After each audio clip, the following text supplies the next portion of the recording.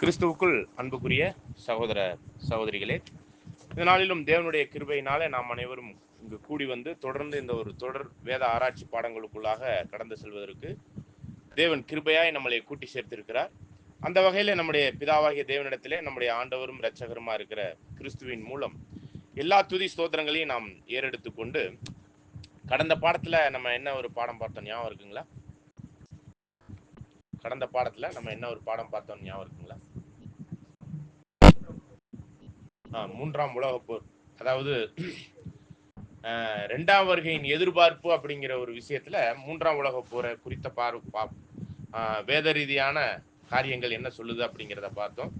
அந்த வகையில நம்ம அந்த ஒரு காரியத்தை மையப்படுத்தி பார்க்கும் பொழுது ஒரு விசேஷமான காரியத்தை ஒரு டச்சப் பண்ணிட்டு நம்ம இன்னைக்கான பாடத்துக்குள்ளாக நம்ம தனியா கடந்து செல்லலாம்.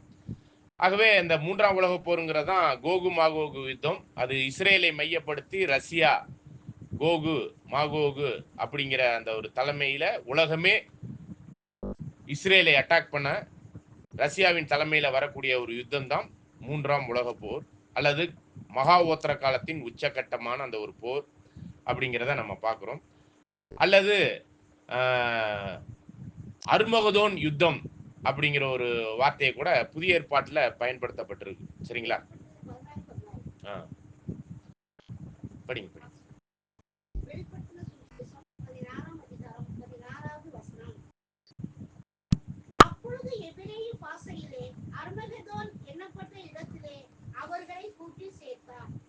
ஓகே, அப்ப எல்லா இனத்தாரையும் அர்மகதோன் அப்படிங்கிற ஒரு பள்ளத்தாக்கு, சரிங்களா? அந்த பள்ளத்தாக்குல உலக எல்லா தேசங்களையும் கூட்டி சேர்த்து அந்த யுத்தத்துக்கு கொண்டு வருவார் அப்படிங்கிற ஒரு ஒரு வெளிப்படுத்தின விசேஷத்தினுடைய ஒரு அடையாள பாஷையில் சொல்லப்பட்ட ஒரு விஷயம் கூட அங்கேயும் பார்க்கிறோம். இது இல்லாம இஸ்ரேல் ஜனங்கள் இந்த ஒரு யுத்தத்துக்கு எந்த அளவுக்கு தயாரா இருக்கிறாங்க அப்படிங்கும்போது அவங்க நல்ல ஒரு தெளிவான ஐடியாவில் தான் இருக்கிறாங்க. எந்த உலகம் வந்தாலும் நாங்கள் பார்த்துருவோங்கிற அளவுக்கு தான் இருக்கிறாங்க. நம்ம ஏற்கனவே பார்த்தபடி 83ஆம் சங்கீதத்தினுடைய யுத்தங்கள் தான் அந்த அரபு நாடுகளுடைய யுத்தம் தான் இப்ப நடந்து கொண்டு இருக்குது. சரிங்களா? அந்த தீர்க்க தரிசன நிறைவேறுதல் தான் சங்கீதம் 83. சரிங்களா? அது நடந்து கொண்டு இருக்குது அப்படிங்கிறதை பார்க்கிறோம். இப்ப இந்த இஸ்ரேல்ங்கிற ஒரு நாடு ஒரு முழுமையா 12 கோத்திரமும் இஸ்ரேல்ங்கிற ஒரு நாடா எப்போ வரையும் இருந்துச்சுன்னு தெரியுங்களா? அதாவது 12 கோத்திரமும் யூதா கோத்திரமும் மற்ற சமாரியாவை தலைநகராக கொண்டிருக்கிற அந்த 10 கோத்திரம் எல்லாம் சேர்த்து மொத்தமா ஒரே தேசமா எப்ப இருந்துச்சுன்னு தெரியுங்களா? இப்ப இருக்குது 1948ல இருந்து இருக்குது. ஒரே தேசமா எல்லா கோத்திரமும் ஒன்று சேர்ந்து இப்ப இருக்குது. சரிங்களா? இதுக்கு முன்னாடி எப்ப இருந்துச்சுன்னு தெரியுங்களா? ஆண்டவர் முதலாம் வருகையில வந்திருக்கும் யூதா அப்படிங்கிறது தனியா, சமாரியா அப்படிங்கிறது தனியா தான் இருந்துச்சு. ஆண்டவர் சமாரியாவுக்கெல்லாம் போயிட்டு உபதேசம் பண்ணிட்டு வருவார். அங்க கூட ஒரு ஸ்திரீ கிட்ட தண்ணி கேட்பார் பார்த்தீங்களா? அவங்க தனியா இருக்கிறாங்க அந்த 10 கோத்திரம். யூதா பெஞ்சமின்ங்கிறது அவங்க அங்கேதான் ஆலயம் இருக்கும். அங்கேதான் ஆசாரிப்பு கூடாரத்தினுடைய அடிப்படையில ஆலயம், அந்த ஆசாரியர்கள்லாம் வேலை பார்க்கிற ஒரு விஷயம். அப்ப அது மாதிரிதான் ஆண்டவருடைய முதல் வருகை காலத்திலே அது 2 தேசங்களா தான் இருந்துச்சு. இது எப்ப இருந்துச்சு அப்படின்னு பாத்தீங்கன்னா, ஏறக்குறைய தாவீது, அதாவது ஃபர்ஸ்ட் ராஜா சவுல், அதுக்கப்புறம் தாவீது, அதுக்கப்புறம் சாலமோன், இந்த 3 ராஜாக்களுக்கு அப்புறம், சரிங்களா? 3 ராஜாக்களுக்கு அப்புறம் அதுக்கப்புறம் அந்த தேசம் 2ஆ பிரிஞ்சிருச்சு. ஒன்னு யூதா பெஞ்சமின்னு ஜெருசலேமை தலைநகராக கொண்டு 2 கோத்திரம் மட்டும் ஒரு குரூப், மிச்சம் இருக்கிற 10 கோத்திரம் இஸ்ரேல் சமாரியாவை தலைநகராக கொண்டு அது ஒரு குரூப்பா இயங்குனாங்க. சரிங்களா? அது இன்னைக்கு வரையும் அப்படின்னாக்க 1948 வரையும் அது ஒரு ஒன்று சேர்ந்த ஒரு தேசமாக இல்லை. அதுக்கு முன்னாடி வரையும் இல்லை. சரிங்களா? ஓகே. இப்ப அது அவங்க சாலமோனுக்கு அப்புறம் சாலமோன் டயத்துல எல்லா தேசத்தோடும் சமாதானமா இருந்தார்னு சொல்லப்படுது. அதுக்கு விசேஷ விதமா அவருடைய ஞானமும் ஒரு காரணம். இன்னொரு முக்கியமான காரணம் என்னன்னு பாத்தீங்கன்னா, ஏறக்குறைய 300 மனைவி, 700 மறுமனையாட்டி அப்படிங்கிற மாதிரி அவர் கல்யாணம் பண்ணியிருந்தார். சரிங்களா? அப்படி கல்யாணம் பண்ணியிருந்த அந்த மறுமனையாட்டிகளும் மனைவியையும் என்னன்னு பாத்தீங்கன்னா எல்லா தேசத்தினுடைய இளவரசிகள், எல்லா தேசத்தினுடைய இளவரசி. அப்படிங்கிறப்ப எந்த மாமனாராச்சும் மருமகனோட பிரச்சனைக்கு போவாரா? அதனால ரொம்ப ஞானமா அதையும் கையாண்டார். ஆனா அந்த ஒரு விஷயத்துல தான் சாலமோன் பண்ணின ஒரு மிக முக்கியமான தவறு என்னன்னா, அந்த மனைவிகளினுடைய விக்கிரகங்களை எல்லாம் கும்பிட ஆரம்பிச்சு தவறான ஒரு கொள்கைக்குள்ள போகும்போது தான் தேவன் அவரை கைவிடுறார். இருந்தாலும் அவரை திரும்பவும் அரவணைக்கிறார். அதுக்கப்புறம் தேசம் 2ஆ போயிடுச்சு. இப்ப ஆண்டவருடைய 2ஆம் வருகையின் காலகட்டம் அப்படிங்கிற அந்த 2ஆம் வருகையின் எதிர்பார்ப்பினுடைய விஷயத்துல எசேக்கியேல் 37ஆம் அதிகாரத்துல 15வது வசனத்தை நம்ம தொடர்ந்து வாசிக்கலாம் பாருங்க. வசனம் 15 பக்கம் 1010.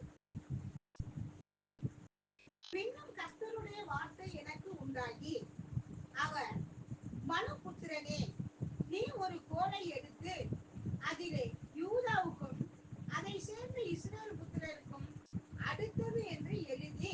பாருங்க, ஒரு ஒரு ஒரு இது இந்த 2 கோத்திரத்தை மையப்படுத்தி யூதா, இன்னொன்னு என்னது, இன்னொரு கோளுக்கு பேர் என்ன, இஸ்ரேல். சரிங்களா? 2 தேசம் ஆயிடுச்சு. 2 தேசத்துக்கும் 2 கோள் பேர்ல எழுது அப்படின்ட்டார். படிங்க. பின்பு வேறொரு கோலை எடுத்து அதிலே எப்பிராயீமுக்கும் அதை சேர்ந்த இஸ்ரவேல் வம்சத்தார் அனைவருக்கும் அடுத்த யோசேப்பின் கோல் என்று எழுதி, அவைகளை ஒரே கோலாகும்படி ஒன்றோடு ஒன்று இசையச் செய். அவைகள் உன் கையில் ஒன்றாகும். இவைகளின் பொருள் இன்னதென்று எங்களுக்கு அறிவிக்க மாட்டீரோ என்று உன் ஜனத்தின் புத்திரர் உன்னிடத்தில் கேட்டால், நீ அவர்களை நோக்கி, கர்த்தராகிய ஆண்டவர் உரைக்கிறது என்னவென்றால், இதோ எப்பிராயீமுக்கும் அதை சேர்ந்த இஸ்ரவேல் கோத்திரங்களுக்கும் அடுத்து. பாருங்க, எப்ராயிம் அப்படிங்கிறது அது தனி நாடாலாம் இருந்ததில்லை. இருந்தாலும் எப்ராயிமும் இஸ்ரேலும் சேர்ந்ததுதான் அந்த 10 கோத்திரம். அந்த அந்த அடிப்படையில் அது ரெண்டுமே ஒண்ணுதான். சரிங்களா? ஓகே, தொடர்ந்து வாசிங்க. அடுத்த யோசேப்பின் கோலை எடுத்து அதை யூதாவின் கோலோட சேர்த்து அவைகளை ஒரே கோலாக்குவேன். அவைகள் என் கையில் ஒன்றாகும் என்கிறார் என்று சொல்லும் போது, நீ எழுதின கோல்கள் அவர்களுடைய கண்களுக்கு முன்பாக உன் கையில் இருக்க வேண்டும். நீ அவர்களை நோக்கி, கர்த்தராகிய ஆண்டவர் உரைக்கிறது என்னவென்றால், இதோ நான் இஸ்ரவேல் வம்சத்தாரை அவர்கள் போயிருக்கும் ஜாதிகளிடத்திலிருந்து அழைத்து சுற்றிலும் இருந்து அவர்களை சேர்த்து. இந்த வசனத்தை கொஞ்சம் கவனிங்க. சரிங்களா? தொடர்ந்து. நீ அவர்களை நோக்கி, கர்த்தராகிய ஆண்டவர் உரைக்கிறது என்னவென்றால், இதோ நான் இஸ்ரவேல் வம்சத்தாரை அவர்கள் போயிருக்கும் ஜாதிகளிடத்திலிருந்து அழைத்து, ஜாதிகள்னா எல்லா தேசத்திலிருந்தும் அழைத்து சுற்றிலும் இருந்து அவர்களை சேர்த்து அவர்களை அவர்கள் சுய தேசத்திலே வரப்பண்ணி அவர்களை இஸ்ரவேலின் மலைகளாகிய தேசத்திலே ஒரே ஜாதியாக்குவேன். ஒரே ஜாதினா ஒரே நாடாக்கிடுவேன். ஜாதினா நேசன். சரிங்களா? ஒரே நாடாக்கிடுவேன். படிங்க. ஒரே ராஜா அவர்கள் எல்லாருக்கும் ராஜாவாக இருப்பார். அவர்கள் இனி 2 ஜாதிகளாக இருப்பது இல்லை. அவர்கள் 2 நாடா இருப்பதே இல்லை. அவர்கள் இனி 2 ராஜ்யங்களாக பிரிவதும் இல்லை. அவர்கள் இனி தங்கள் நரகலான விக்கிரகங்களினாலும் தங்கள் அருவருப்புகளினாலும் தங்களுடைய சகல மீறல்களினாலும் தங்களை தீட்டுப்படுத்துவதும் இல்லை. அவர்கள் குடியிருந்து பாவம் செய்த எல்லா இடங்களிலும் இருந்து நான் அவர்களை நீங்களாக்கி ரட்சித்து அவர்களை சுத்தம் பண்ணுவேன். அப்பொழுது அவர்கள் என் ஜனமாய் இருப்பார்கள், நான் அவர்கள் தேவனாய் இருப்பேன். ஓகே, அப்ப இந்த ஒரு விஷயம், அதாவது இந்த படிச்ச வசனத்தை விட்டுட்டு அதுக்கு முன்னாடி உள்ள விஷயம் நடந்துருச்சா நடக்கலைங்களா? இந்த யூதா கோத்திரமாகிய ஒரு தேசமும் இஸ்ரேல் கோத்திரமாகிய அந்த 10 கோத்திரமும் சேர்ந்து இன்னைக்கு ஒரே தேசமா தேவன் கூட்டி சேர்த்து விட்டார் அப்படிங்கிறது வெளியரங்கமா உலகளாவிய அளவில் எல்லாரும் ஏற்றுக்கொள்கிற அந்த 2 கோள்களும் என்ன ஆயிடுச்சுங்க, ஒரே கோளுக்குரிய ஒரே தேசமா மாறிடுச்சா இல்லைங்களா? ஓகே, அப்ப இந்த ஒரு விஷயம் நடந்துருச்சு, கண் கூட பாக்குறோம். ஆனா அவர்கள் என் பிள்ளைகளாகவும் நான் அவர்களுடைய தேவனாகவும் அப்படிங்கிற ஒரு விஷயத்துல இன்னும் அது நடக்கல. சரிங்களா? கர்த்தருடைய நாமத்தினால் வருகிறவர் அப்படின்னு சொல்லி அவர்கள் ஏற்றுக்கொள்ள, இன்னைக்கு வரையும் ஏற்றுக்கொள்ளல. அது வரைக்கும் அவர்கள் என்ன, அவர்களே கர்த்தர் இன்னார், நம்முடைய யாசுவா மெசியா இன்னார்னு அறியாமலே தான் இருக்கிறாங்க. அது வரையும் அது பெண்டிங்ல இருக்கு. சரிங்களா? தொடர்ந்து வாசிக்கலாம் பாருங்க. என் தாசனாகிய தாவீது என்பவர் அவர்கள் மேல் ராஜாவாக இருப்பார். அவர்கள் எல்லாருக்கும் ஒரே மேய்ப்பர் இருப்பார். அப்பொழுது அவர்கள் என் நியாயங்களில் நடந்து என் கட்டளைகளை கைக்கொண்டு அவைகளின்படியே செய்து நான் என் தாசனாகிய யாக்கோபுக்கு கொடுத்ததும் உங்கள் பிதாக்கள் குடியிருந்ததுமான தேசத்திலே குடியிருப்பார்கள். அவர்களும் அவர்கள் பிள்ளைகளும் அவர்களுடைய பிள்ளைகளின் பிள்ளைகளும் அதிலே என்றென்றைக்கும் குடியிருப்பார்கள். என் தாசனாகிய தாவீது என்பவர் என்றென்றைக்கும் அவர்களுக்கு அதிபதியாய் இருப்பார். அதாவது பிரபுவாக, இளவரசருக்குரிய அந்த பூமிக்குரிய ராஜாவாக இருப்பாருங்கும் போதுதான் சங்கீதம் 45:16 பார்க்கிறோம். பிதாக்கள் எல்லாம் பிள்ளைகள் ஸ்தானத்துக்கும்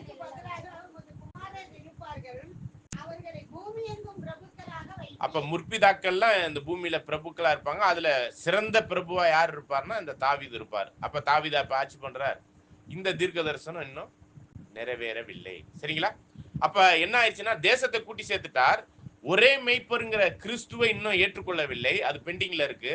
அது கிறிஸ்துவை ஏற்றுக்கொள்ளும் போதுதான் முற்பிதாக்களுக்குரிய அந்த ஒரு வாய்ப்புல அவங்களும் உயிர்த்தெழுதலுக்குரிய ஒரு விஷயம்லாம் இன்னும் இந்த தீர்க்க தரிசனத்தின் அடிப்படையில தாவீது போன்றவர்கள்லாம் இன்னும் உயிர்த்தெழவில்லை. அப்படிங்கும்போது இந்த தீர்க்க தரிசனத்துல ஒரு பார்ட் நிறைவேறிடுச்சு. இன்னும் ஒரு சில பார்ட் நிறைவேறாம இருக்குது. வரலாற்றுல சம்பவத்துல கண் கூட பார்க்கக்கூடிய ஒரு விஷயத்துல தொடர்ந்து வாசிக்கலாம் பாருங்க. நான் அவர்களோட சமாதான உடன்படிக்கை செய்வேன். அது அவர்களுக்கு நித்திய உடன்படிக்கையா இருக்கும்.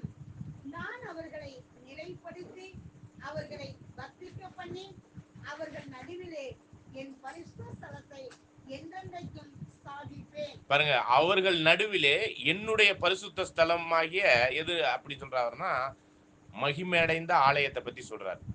அப்ப தேவன் வாசம் செய்கிற ஆலயம் அவர்கள் நடுவிலே இருக்கக்கூடிய அந்த ஒரு தன்மையில தேவனுடைய ஆலயம் யாரு? யாருங்க?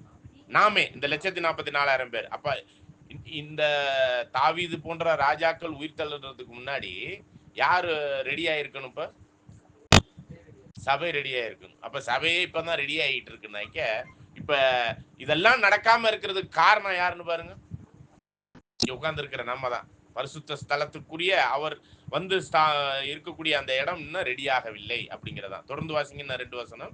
என் வாசஸ்தலம் அவர்களிடத்தில் இருக்கும். நான் அவர்கள் தேவனாய் இருப்பேன். அவர்கள் என் ஜனமாய் இருப்பார்கள்.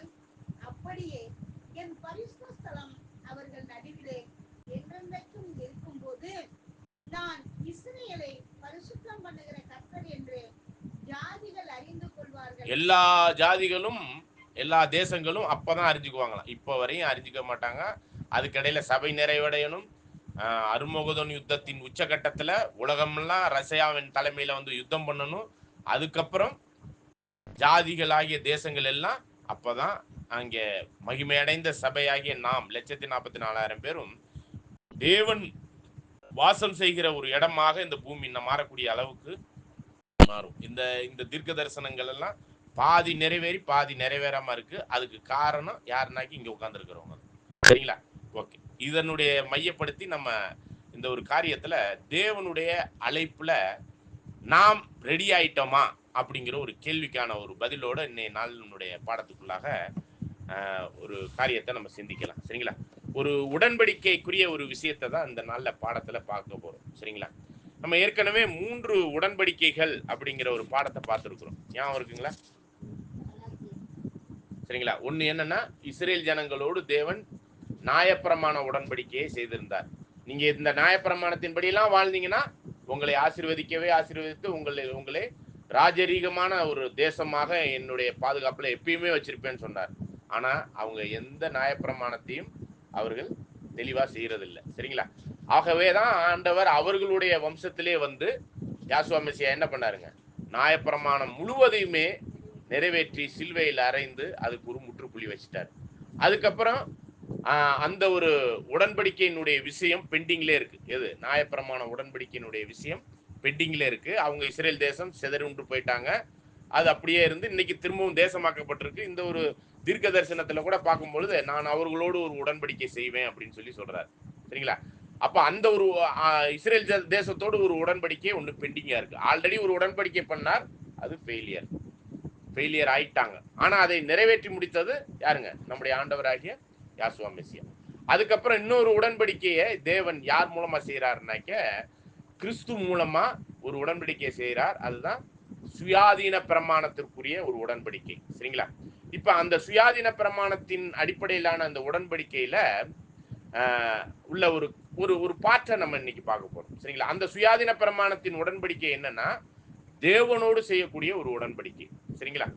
இப்ப தேவனோடு செய்யக்கூடிய ஒரு உடன்படிக்கையை நம்ம செயல்படக்கூடிய ஒரு விஷயமாக தான் புறஜாதிகளாகிய நமக்கு கூட இந்த ஒரு வாய்ப்பு கிடைச்சிருக்கு.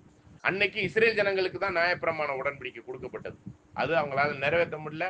ஆண்டவர் நிறைவேற்றி அதற்கு ஒரு முற்றுப்புள்ளி வைத்து விட்டார். சரிங்களா? அது அது முடிந்தது அப்படிங்கிற மாதிரி ஆயிடுச்சு. ஆனா இப்ப நம்மளோட தேவன் ஆண்டவருடைய மரணத்திலிருந்து ஒரு சுயாதீன பிரமாணத்திற்குரிய ஒரு உடன்படிக்கையை நிறைவேற்றுகிறார். இதை வந்து ஆபிரகாமினுடைய மனைவிகளை மையப்படுத்தி ஒவ்வொரு மனைவியும் ஒவ்வொரு வகையான உடன்படிக்கை என்று சொல்லி, முதலாவது ஆகாரின் உடன்படிக்கை தான் நியாயப்பிரமாண உடன்படிக்கை. அதோட தான் தேவன் அவர்களோடு பிள்ளை பேர் பெற்று அவர்கள் இஸ்ரேல் தேசமாக ஒரு அடையாளப்பூர்வமான ஒரு நிழலுக்கான ஒரு பொருள்ல பார்க்கிறோம். ஆனா முதல் மனைவி யார் தான்? சாராள். வாக்குத்தத்தம் பண்ணப்பட்ட முதல் மனைவிக்கு பிறந்த பிள்ளைய வந்து இரண்டாவதா தான் பிறந்துச்சு. அப்ப தேவன் முதலாவது யாரோட தான் உடன்படிக்கை பண்ணாருன்னா இஸ்ரேல் ஜனங்களோடு. ஆனா முதல் மனைவி சாராள்ங்கிற அந்த சுயாதனம், எல்லா உரிமையும் உள்ள உரிமை சொத்துக்கு உரிமைக்காரியா இருக்கிற சாராளின் உடன்படிக்கைங்கிறதா என்னதுன்னா சுயாதீனம், எல்லா உரிமையும் உள்ள ஒரு உடன்படிக்கை. ஆனா அந்த பிள்ளை எப்பதான் பிறந்துச்சுன்னு பாத்தீங்கன்னா லேட்டா பிறந்துச்சு. சரிங்களா? அது அந்த லேட்டா பிறந்த ஈசாக்குக்கு தான் எல்லா உரிமைகளுமே. சாராளினுடைய ஆகாரினுடைய மகனையும் ஆகாரையும் என்ன பண்ணிட்டாரு? குறிப்பிட்ட நாள் கழிச்சு நீங்க கிளம்புங்கப்பா அப்படின்ட்டு அனுப்பிட்டார். அவங்க ஒரு அடிமைத்தனத்தின் அதான் நம்ம என்னன்னு பாக்குறோம்னா, நியாயப்பிரமாணம் என்னும் அடிமைத்தனத்துக்குள்ளாக அவர்கள் வளர்க்கப்பட்டார்கள். சரிங்களா? சுயாதீன பிரமாணத்திற்குரிய அன்பின் பிரமாணம் அப்படின்னு சொல்லப்படுறது கிறிஸ்துவுக்குள்ளாக புறஜாதிகளையும் உள்ள கொண்டு வந்துட்டார். இஸ்ரேல் ஜனங்களுக்கும் அந்த வாய்ப்பை முதல்ல கொடுத்திருந்தார்.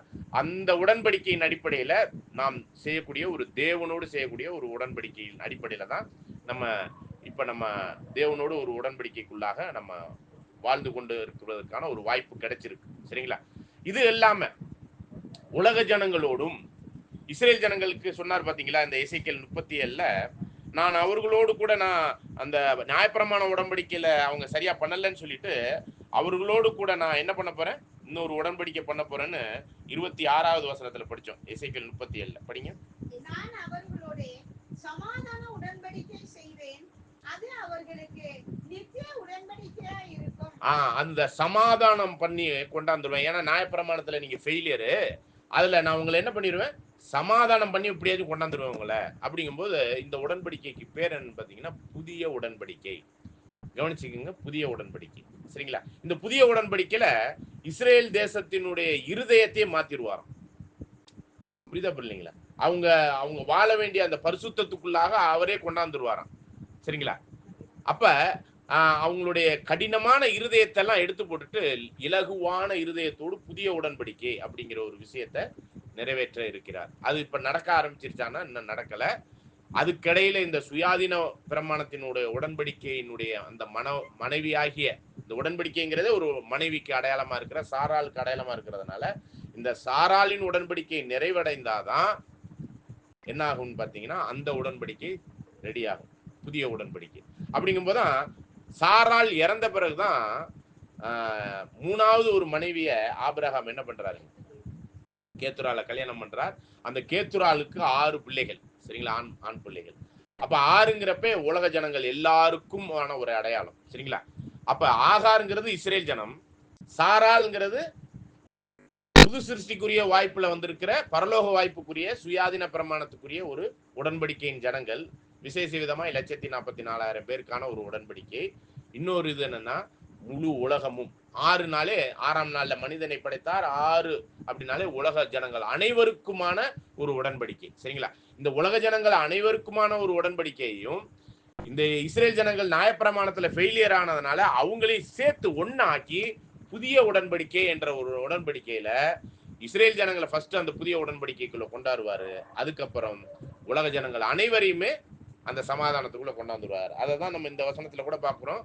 இதுல எசேக்கியேல் 37 பார்க்கும்போது, இஸ்ரேல் மத்தியில நான் அவர்களோடு உடன்படிக்கை பண்ணி நித்திய உடன்படிக்கை கூடிய ஆசீர்வாதமா நித்தியத்திற்கும் அவர்கள் சுதந்திரித்து நித்தியத்திற்கும் வாழ்வார்கள். அப்படி வாழும் பொழுது உலக ஜனங்களாகிய எல்லா தேசத்தாரும் கூட இங்க வந்து சமாதானத்துக்குரிய அந்த அறிவை அடைந்து அந்த சமாதானத்துக்குரிய புதிய உடன்படிக்கைக்குள்ள வந்துருவாங்க. இதை நம்ம ஏற்கனவே பார்த்த ஒரு பாடம். இப்ப அதை அப்படியே நம்ம க்ளோஸ் பண்ணிக்கலாம். இப்ப நம்ம பார்க்க போறது நம்மளுடைய உடன்படிக்கையை பத்தி பார்க்க போறோம். விசேஷ விதமா இந்த 144,000 பேருக்கான ஒரு உடன்படிக்கையை பத்தி தான் நம்ம இந்த பாடத்துல நம்ம பார்க்க போறோம். சரிங்களா? அப்ப இந்த ஒரு உடன்படிக்கைக்குரிய ஒரு விஷயத்துல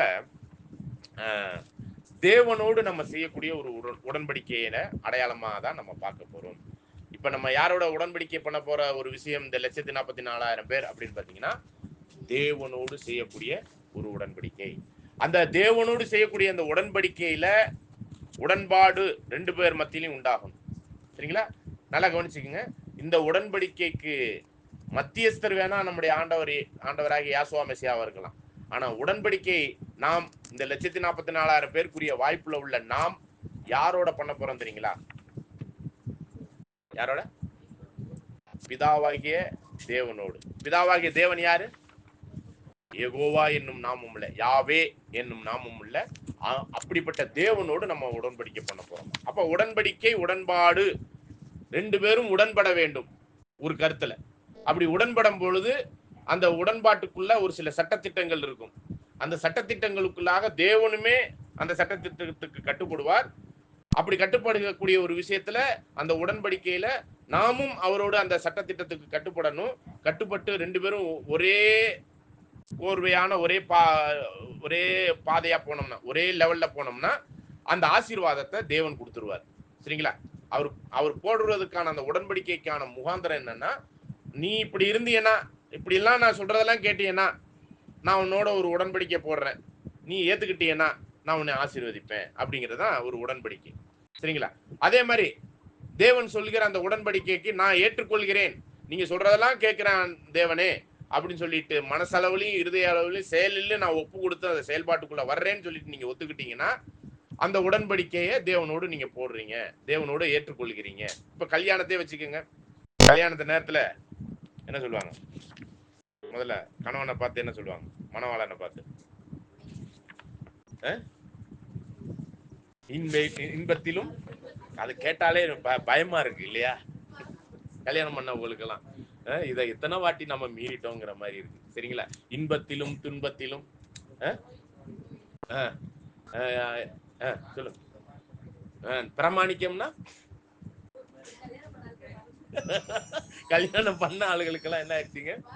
மறந்துருச்சு. கல்யாணம் பண்ண வேற ஆளுங்க ரொம்ப ஆர்வமா கேட்டுக்கிட்டு இருக்கிறாங்க. Okay okay. அப்ப பிரமாணிக்கம்னா என்னங்க? உடன்பாடோடு எந்த ஒரு சூழ்நிலையிலும் எந்த பிரச்சனையிலும் அவனோடு உடன்பட்டு நம்ம இணைந்து வாழ்வோம். இந்த இணைந்து வாழக்கூடிய நாம் இருவரல்ல, ஒரே சிந்தையோடு, ஒரே சரீரத்தோடு, ஒரே காரியத்தோடு நம்ம இணைந்து வாழ்ந்து முடிவு பரியந்தம் சாகிற வரையும் நம்ம அதை பிரிக்கிறது எதை மட்டும்தான் பிரிக்கணும்னு சொல்லி இருக்கிறாங்க. அந்த உடன்படிக்கை கல்யாணத்துல மரணம் இல்லாம வேற எதுவுமே நம்மளை பிரிக்க வேணாம் அப்படிங்கிற ஒரு உடன்படிக்கைக்குள்ள கணவனும் சொல்லுவாரு. அப்புறம் மனைவி கிட்டையும் கேட்பாங்க. 2 பேர்கிட்டும் உத்தரவாதம் வாங்கின பிறகுதான் அதுக்கப்புறம் தான் உடன்படிக்கைக்கு ஒரு அடையாளமா என்ன பண்ணுவாங்க? மோதிரமோ தாலியோ அதுக்கப்புறம் மாலை இதெல்லாம் வந்து அணிவிப்பார்கள். சரிங்களா? அதை வந்து எல்லார் மத்தியிலுமே அறிவிப்பார்கள் இல்லைங்களா? ஒருத்தர் மேற்பார்வையில வச்சு. அதே மாதிரிதான் இந்த ஒரு உடன்படிக்கைக்குரிய ஒரு விஷயமும் தேவனோடு நம்ம செய்ய போகிற இந்த உடன்படிக்கையில இப்படிப்பட்ட ஒரு பெரிய ஆசீர்வாதத்தை தேவன் என்ன பண்ண இருக்கிறார்? நம்மளுக்கு கொடுக்க இருக்கிறார். இந்த 144,000 பேருக்கு நான் விசேஷித்த ஒரு அழைப்புக்குள்ளாக நம்மளை தேவன் அழைக்கிறார் அப்படிங்கிறத நம்ம பார்க்கிறோம். சரிங்களா? ஓகே. அப்ப இப்படிப்பட்ட அந்த அழைப்பு எப்படிப்பட்ட ஒரு அழைப்பு அப்படின்னு பாத்தீங்கன்னா, வாங்க அப்படின்னு இன்விடேஷன் பண்ணியிருக்கிறார். யாரன்னா கல்யாண விருந்துல வந்து சாப்பிட்றதுக்கு இல்ல, கெஸ்டா இல்ல. எதுக்கு அழைச்சிருக்கிறாருன்னா தன்னுடைய குமாரனுடைய மனவாட்டி ஆவதற்கான ஒரு வாய்ப்புல இந்த உடன்படிக்கைக்குரிய ஒரு விஷயத்துல நம்ம தேவன் அப்படிங்கிற பிதாவாகிய தேவனோடு நம்ம என்ன பண்ண போறோம்னா உடன்படிக்கை பண்ணி நம்ம யாரை கல்யாணம் பண்ண போறோம்னா மணவாளனாகிய கிறிஸ்துவர். அவர் தான் மேற்பார்வையிட்டு அந்த உடன்படிக்கையை உறுதிப்படுத்துவார். அப்படி உறுதிப்படுத்தி அந்த ஆசீர்வாதமான எல்லா காரியங்களையும் நம்மளுக்கு செயல்படுத்துவார் அப்படிங்கிறத பார்க்கிறோம். சரிங்களா? அப்படிப்பட்ட இந்த விசேஷித்த அழைப்பு பரலோக அழைப்பா இருக்குது. இந்த அழைப்புக்கு ஒரே அழைப்புன்னு சொல்லப்பட்டிருக்கு வேதத்தில். சரிங்களா? இந்த அழைப்பை பத்தி நம்ம தனி பாடம் பார்க்க போறோம். ஒரே அழைப்பு அப்படின்னு சொல்லப்பட்டிருக்கு. இந்த ஒரு அழைப்புக்கு பரிசுத்த அழைப்பு அப்படின்னு சொல்லப்பட்டிருக்கு. இந்த அழைப்புக்கு பரலோக உன்னத அழைப்பு, பரலோகத்திற்குரிய பங்குள்ள ஒரு அழைப்பு, எனக்கும் பங்கு இருக்கு அப்படிங்கிற அளவுக்கு இருக்கக்கூடிய ஒரு அழைப்பு.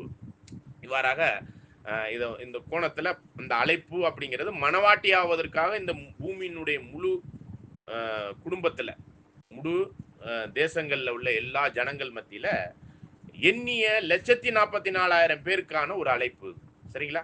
இந்த அழைப்பு நம்முடைய வாழ்க்கையில எப்ப வந்திருக்கும் அப்படின்னு பாத்தீங்கன்னா, இந்த சத்தியத்தை கேட்கும் பொழுதுதான் இப்படிப்பட்ட ஒரு வாய்ப்பு ஒண்ணு இருக்குது, மணவாளனுக்குரிய ஒரு மனவாட்டி ஆவதற்கான ஒரு வாய்ப்பு ஒண்ணு இருக்குது. அந்த மனவாட்டிக்குரிய ஒரு அழைப்புல தேவன் அழைத்து இருக்கிறார். நல்லா கவனிச்சுக்கோங்க. யார் அழைத்து இருக்கிறார்? தேவன் அழைத்து இருக்கிறார். சரிங்களா? இப்ப பாருங்க, ஈசாக்கின் திருமணம் அப்படிங்கிற ஒரு பாடம் கூட நீங்க கேட்டிருப்பீங்க. இதுல பொண்ணு பார்க்க அப்பாவும் போகல, மகனும் போகல. யார் ஏற்பாடு பண்றது அந்த கல்யாணத்தை? அந்த மேரேஜ் என்கேஜ்மெண்ட்ல இருந்து கல்யாணம் வரையும் எலியாசர் போறார். யார் ஏற்பாடு பண்றான்னு கேக்குறேன். அங்க ஆபிரகாம். அப்ப ஆபிரகாம் யாருக்கு அடையாளமா இருக்குன்னா பிதாவாகிய தேவன். தேவன் தான் இந்த ஒரு எல்லா அரேஞ்ச்மெண்ட்ஸும் பண்ணி அந்த எலியாசர் அப்படிங்கிறவர் எதற்கு அடையாளமா இருக்கிறதா நம்ம பார்க்கிறோம்? பரிசுத்த ஆவி. நான் போய் ஸ்தலத்தை ஆயத்தம் பண்ணிட்டு வந்து உங்களை கூட்டிட்டு போறேன்னு சொல்லும் பொழுது, நான் உங்களுக்கு எல்லா விஷயத்திலும் தேறுதலும் ஆறுதலுக்குரிய ஒரு விஷயத்துல தேவனுடைய வல்லமையாகிய அவருடைய ஆவியை, தேவனுடைய ஆவியை உங்களுக்கு அனுப்பி எல்லா விதத்திலும் உங்களுக்கு அதற்குரிய வாய்ப்புல உங்களை மனவாட்டி ஆவதற்கான ஒரு சத்திய ஆலோசனையிலும் சத்திய ஜீவியத்திலும் உங்களை வழிநடத்தி கொண்டாந்து எங்க சேர்க்கிறதுக்கு? பரலோகம் சேர்ப்பதற்கு தேவன் அவருடைய ஆவியை கிறிஸ்துவுக்குள்ளாக நம்மளுக்கு கொடுத்து இவ்வாறாக இந்த சத்தியத்தெல்லாம் நம்ம புரிந்து கொள்கிறோம்னாலே அந்த சத்தியத்தின் ஆவியானது நம்மளை என்ன பண்ண இருக்குன்னா வழி நடத்தி மணவாளனுக்கேற்ற மனவாட்டியாக வைராக்கியம் உள்ள ஒரு உடன்படிக்கைக்குள்ளாக நம்மளை உடன்படுவதற்கு இப்படிப்பட்ட ஒரு வாய்ப்பை தேவன் ஏற்படுத்தி இருக்கிறார் அப்படிங்கிறத பார்க்கிறோம். சரிங்களா? ஓகே. 1 பேதுரு 2ஆம் அதிகாரம் 9வது வசனத்தை நம்ம வாசிக்கலாம்.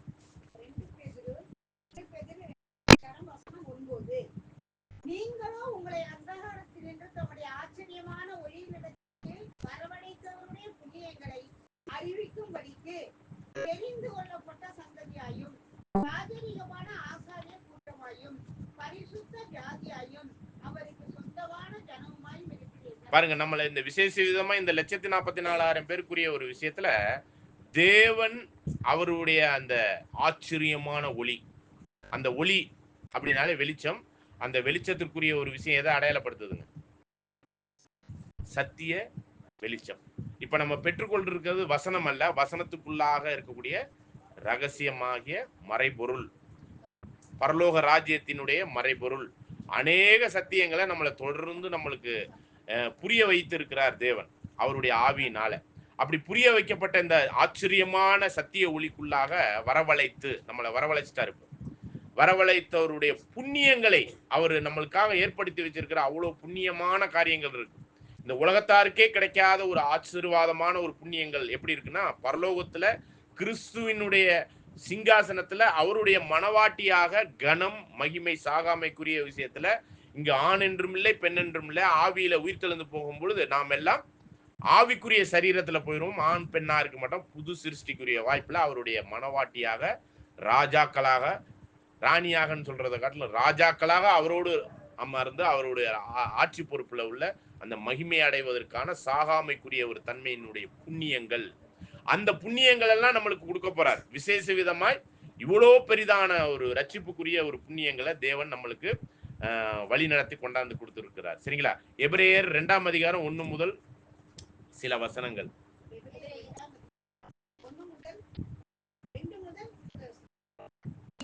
ஒன்னிலிருந்து எப்படி? ஆகையால் நாம் கேட்டவைகளை விட்டு விலகாதபடிக்கு அவைகளை மிகுந்த ஜாக்கிரதையாய் கவனிக்க வேண்டும். இப்ப இதுவரை நம்ம கேட்ட காரியங்கள் சத்தியங்கள் எல்லாம் என்ன பண்ண வேண்டியிருக்கு? மிகுந்த ஜாக்கிரதையோடு நம்ம கேட்டிருக்கிறோம். கேட்டிருக்கிறதுல ஒரு சிலது மறந்து போயிருக்கலாம். இருந்தாலும் அதை கவனித்து அதன்படி நம்ம என்ன பண்ண வேண்டியிருக்கு? நடைமுறைப்படுத்த வேண்டியிருக்கு.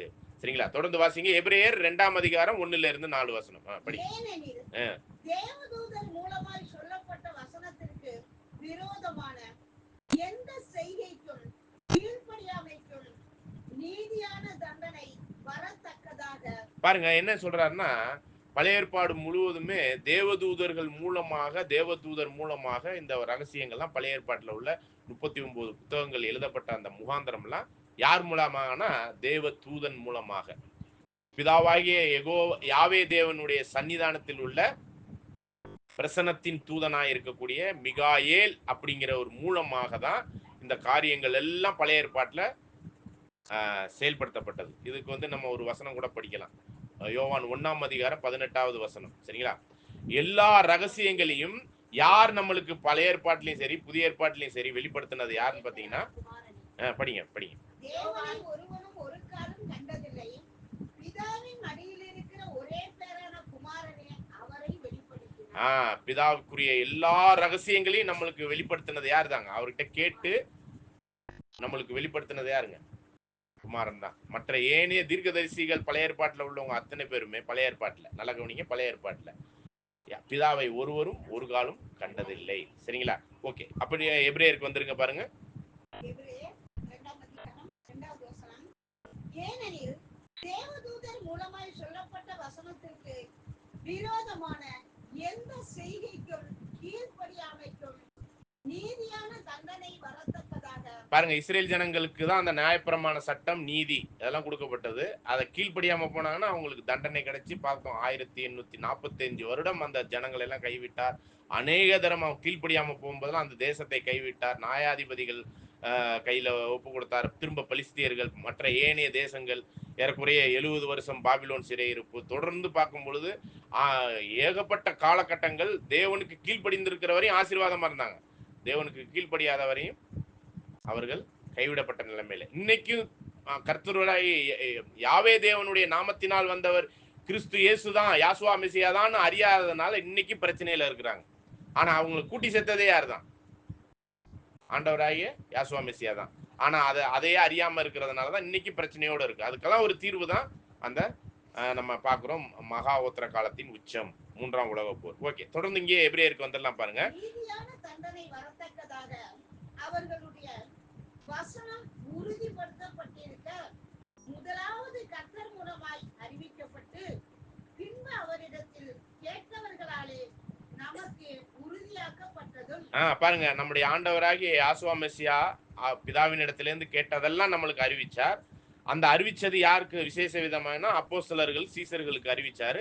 அவங்க தான் உலகமெல்லாம் போய் இந்த காரியத்தை நம்மளுக்கு சொல்லி இன்னைக்கு நம்ம கையில பைபிளே வந்துருச்சு. சரிங்களா? அந்த அளவுக்கு தெளிவா எல்லா விஷயத்தையும் புரிய வச்சிட்டார். இன்னைக்கு உலக கிறிஸ்தவர்கள் கூட நிறைய விஷயம் புரியல. ஆனா எல்லாவற்றையும் தேவனுடைய ஆவினால் புரிந்து கொள்வதற்கான அந்த சத்தியத்தின் ஆவினால் நம்மளுக்கு தெளிந்த புத்தி உள்ள ஆவியும் கொடுத்து அதை புரிய வச்சிட்டார். தொடர்ந்து வாசிங்க.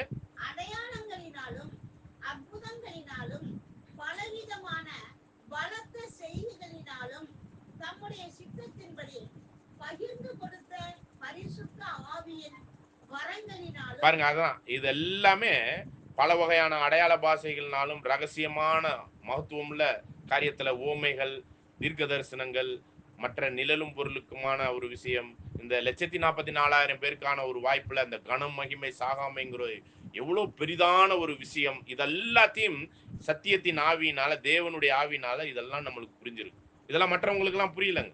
இந்த உலகத்தில் உள்ள கிறிஸ்தவர்கள் அத்தனை பேருக்கும் பாத்தீங்கன்னா இதெல்லாம் ஒண்ணுமே புரியல. ஆனா நம்மளுக்கு புரிய வச்சிருக்காரு. இப்படிப்பட்ட ஒரு வாய்ப்பு ஒண்ணு இருக்குது, இப்படிப்பட்ட ஒரு அழைப்பு ஒண்ணு இருக்குதுங்கிறத நம்மள்கிட்ட தான் சொல்லியிருக்கிறார். அப்ப அந்த அழைப்பினுடைய மேன்மையை புரிந்து கொண்டோம் என்றால் நாம் எந்த அளவுக்கு முக்கியத்துவம் கொடுக்கணும் அப்படிங்கறதான் இந்த வசனங்கள் மூலமா பாக்குறோம். 4 வரையும் படிச்சு முடிக்கலாம். தேவன் தாமே சாட்சி கொடுத்ததுமாய் இருக்கிற இவ்வளவு பெரிதான ரட்சிப்பை குறித்து. பாருங்க, இவ்வளவு பெரிதான ரட்சிப்பு. அது என்ன பெரிதுனா என்ன அர்த்தத்துல சொல்றான்னு புரியுதுங்களா? இந்த ஒரு விஷயத்திற்குரிய இந்த ரட்சிப்பு மொத்தம் 4 வகையான ரட்சிப்பு. ஒண்ணு முற்பிதாக்களுடைய ரட்சிப்பு, மேன்மையான ரட்சிப்புன்னு சொல்லப்படுது. அவங்க எல்லாம் யோவான் ஸ்நானன் வரையும் இருந்தவங்களுக்கு தான் அந்த ஒரு ரட்சிப்பு, ஆண்டவர் மரிக்கிறதுக்கு முன்னாடி இருந்தவங்க. அதுக்கப்புறம் இன்னொரு ரட்சிப்பு ஒண்ணு இருக்குதுன்னாக்க திரள் கூட்ட ரட்சிப்பு. இந்த சத்தியத்தை கேட்டு வந்துட்டு சரியான முறையில் அந்த ஓட்டத்தை ஓட முடியாதவர்கள், சரிங்களா? அது ஒரு ரட்சிப்பு இருக்கு. 2வது வகையான ஒரு ரட்சிப்பு. மூணாவது வகையான ஒரு ரட்சிப்பு. அது இல்லாம உலக ஜனங்கள் எல்லாரும் சேர்ந்து வரக்கூடியது. இன்னைக்கு ஹிந்து, முஸ்லிம், பெரியார் போன்றவங்கலாம் கடவுளே தெரியாம கூட இருக்கிறாங்க, உண்மையான கடவுளை. அவங்களுக்கான ஒரு பொதுவான ரட்சிப்புன்னு இந்த 3 வகையான ரட்சிப்பு இருக்கு. இதை எல்லாமல் மேன்மையா, இதனிலும் மேன்மையாக பெரிதான ஒரு ரட்சிப்பு ஒன்று இருக்கு. அதுதான் 1,44,000 பேருக்குரிய ரட்சிப்பு. அதை தான் இங்க சொல்றாரு. இவ்வளோ பெரிதான ரட்சிப்பு, அந்த ஒரு ரட்சிப்பு யாருக்கு நிகரான ரட்சிப்பு அப்படின்னு பார்த்தீங்கன்னா, பிதாவாகிய தேவனுடைய அந்த கனமகிமை சாகாமைக்குரிய தன்மையை யாருக்கு கொடுத்திருக்கிறார்? குமாரனுக்கு. குமாரன் அப்படியே எடுத்து அதை யார்கிட்ட கொடுக்கறதுக்கு ஒரு வாய்ப்பை ஏற்படுத்தி இருக்கிறார்? இந்த 1,44,000 பேருக்குரிய இவ்வளவு பெரிதான ரட்சிப்பு. சரிங்களா? அப்ப இவ்வளவு பெரிதான ரட்சிப்பு ஒண்ணு இருக்குதுங்கிறதே இந்த சத்தியத்தை கேட்ட நமக்கு மட்டும்தான் புரிஞ்சிருக்கும் ஒழிஞ்சு மற்றவங்களுக்கு எல்லாம் தெரியாது. மற்றவங்க எல்லாம் என்ன நினைச்சிட்டு இருக்காங்க? செத்து கிறிஸ்துவை விசுவாசிச்சோம்னா நித்திய ஜீவனோடு இந்த பூமியில வந்து இருப்போம், அந்த நித்திய ஜீவனோட பரலோகத்துக்கு போவோங்கிறத நினைக்கிறாங்க. ஆனா பரலோகத்துக்கு போறதுக்கான அந்த தெளிவான சத்தியம்லாம் அவங்களுக்கு பிதா யாரு, குமாரன் யாருன்னே தெரியாது. சத்தியத்துக்குரிய இப்படிப்பட்ட ஒரு பெரிதான ஒரு ரட்சிப்பு ஒண்ணு இருக்குதுங்கிறதும் தெரியாது. பெரிய பெரிய ரட்சிப்பு இருக்கு, அது என்ன தன்மைக்குரியதுங்கிறது கூட தெரியாது. அதுக்குரிய எண்ணிக்கை எத்தனை பேருக்குன்னு கூட தெரியாது. இந்த அழைப்பு யார் கொடுத்திருக்கிறாங்கிறது கூட தெரியாது. சரிங்களா? ஆக இதெல்லாம் தெளிவா புரிய வச்சிருக்கிறார். அதனாலதான் இவ்வளவு பெரிதான ரட்சிப்பு. படிங்க. நாம் கவலையற்றிருப்போமானால் தண்டனைக்கு எப்படி தப்பித்துக் கொள்ளுவோம்? அந்த இடத்துல நீங்க தண்டனை அப்படிங்கும்போது நரகத்திற்குரிய தண்டனையை பத்தி இங்க பேசல. நல்லா புரிஞ்சுக்கலாம். சரிங்களா? ஆனா என்னன்னா இந்த வாய்ப்பு திரள் கூட்டத்துக்கு கிடைக்குதுங்க. இந்த சத்தியத்துக்குரிய ஒரு வாய்ப்புல இப்படிப்பட்ட ஒரு அழைப்பு ஒன்று இருக்குது, இப்படிப்பட்ட ஒரு பெரிதான ரட்சிப்பு ஒன்று இருக்குன்னு திரள் கூட்டத்துக்கு இருக்குது. ஆனா அவர்கள் அதை சரியான முறையில செயல்படுத்தாதனால அந்த வாய்ப்பு அவங்க மிஸ் ஆகுது. மிஸ் ஆகும்போது அவங்க எங்க போறாங்க? மகா உத்தர காலத்துக்கு போறாங்க. அந்த மகா உத்தர காலங்கிறது ரொம்ப சோதனைக்குரிய ஒரு காலகட்டமாக வேத ரீதியா நம்ம பார்க்கிறோம். அப்படிப்பட்ட ஒரு தண்டனையை பத்தி தான் சொல்றாரு. சரிங்களா?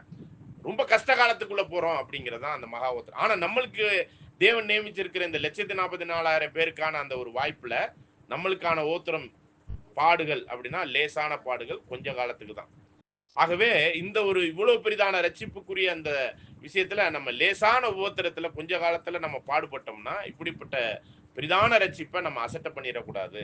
இந்த உலகளாவிய ஆசை இச்சைகள், இருமனம், இங்கிட்டா அங்கிட்டா, உலகத்தோட வாழ்றதா இந்த சத்தியத்துல வாழ்றதா அப்படிங்கிற ஒரு மைண்ட் டிஸ்டர்ப் எல்லாம் இருக்கும் பாத்தீங்களா? எல்லாமே மனசு தாங்க, மைண்ட் தாங்க. எந்த ஒரு முடிவுக்குமே, எந்த ஒரு கொள்கைகளுக்குமே, எந்த ஒரு பண்பாடுக்குமே, எந்த ஒரு இயக்கத்திற்குமே மைண்டு தான் ரொம்ப முக்கியம். மைண்டு முடிவு எடுத்துருச்சுன்னு வச்சுங்க, அதை நீங்க யாராலையும் தடுக்க முடியாது. உங்களுடைய ஒவ்வொருவருடைய மைண்டை சொல்றேன். அப்ப அந்த மைண்டு, அந்த மூளை யோசிக்கிற அந்த ஒரு அந்த மனசு இருக்கு இல்லையா? மனசு நினைச்சதை எதை வேணாலும் செய்யும். எது வேணாலும். உதாரணத்துக்கு தீவிரவாதி என்ன பண்றான்? உடம்பெல்லாம் பாம கட்டிக்கிட்டு போய் என்ன பண்றான்? போய் அப்படியே போய் அவனும் சாவறான், அவனை அங்க இருக்கிறவங்களை எல்லாம் கொல்றான் இல்லையா? அதுக்கு அவன் மைண்ட் உடன்படலைன்னா அது செய்ய முடியுமா? தான் சாவை பத்தியே நினைக்காம எப்படியாச்சும் நான் போய் செய்வேன். ஒரு தீவிரவாதத்தினுடைய இயக்கத்துல அதுக்கான மைண்ட் வாஷிங், பிரெயின் வாஷ் பண்றாங்க அவங்க. இப்போ மைண்டு அப்படிங்கிற ஒரு விஷயம் அவ்வளவு பவரானது. சரிங்களா? எதை வேணாலும் செய்யக்கூடியது. அந்த மைண்டு தான் இப்ப தேவனுடைய மைண்டா நம்மளுக்குள்ள இருக்கணுங்கிறது. தேவன் என்ன நினைப்பார், தேவன் என்ன யோசிப்பார், தேவன் என்ன செயல்படுவாருங்கிறதா அந்த மைண்ட். அந்த மைண்டை அவருடைய வசனத்தின் மூலமா நம்மளுக்கு அவருடைய மைண்டை கொடுத்துட்டார். யாருடைய மைண்டை கொடுத்துட்டார்? யாருடைய மனசை கொடுத்துட்டார்னா தேவனுடைய மனசை கொடுத்துட்டார். சரிங்களா? அதனாலதான் பிலிப்பியர் 2ஆம் அதிகாரத்துல 1, 2, 3 வசனத்துல எப்படி சொல்லப்பட்டிருக்குன்னு பாருங்க.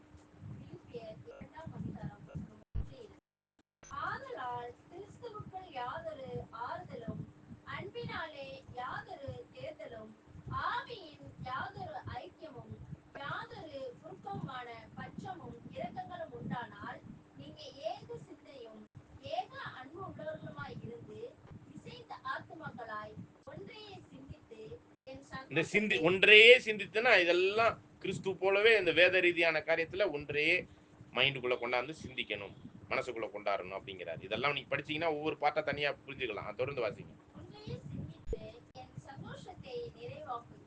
தொடர்ந்து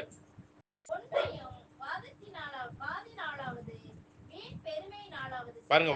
வாதத்தினாலாவது வீண் பெருமை. நம்மளுடைய சிந்தையில இந்த உலக வாதுகள், வீண் பெருமைகளுக்குரிய சிந்தையெல்லாம் போறதுனால தேவனுடைய சிந்தையை விட்டுட்டு நம்ம உலக பிரகமான சிந்தைக்குள்ள போவோம். அதை தான் இங்க எச்சரிக்கிறார். தொடர்ந்து வாசிங்க.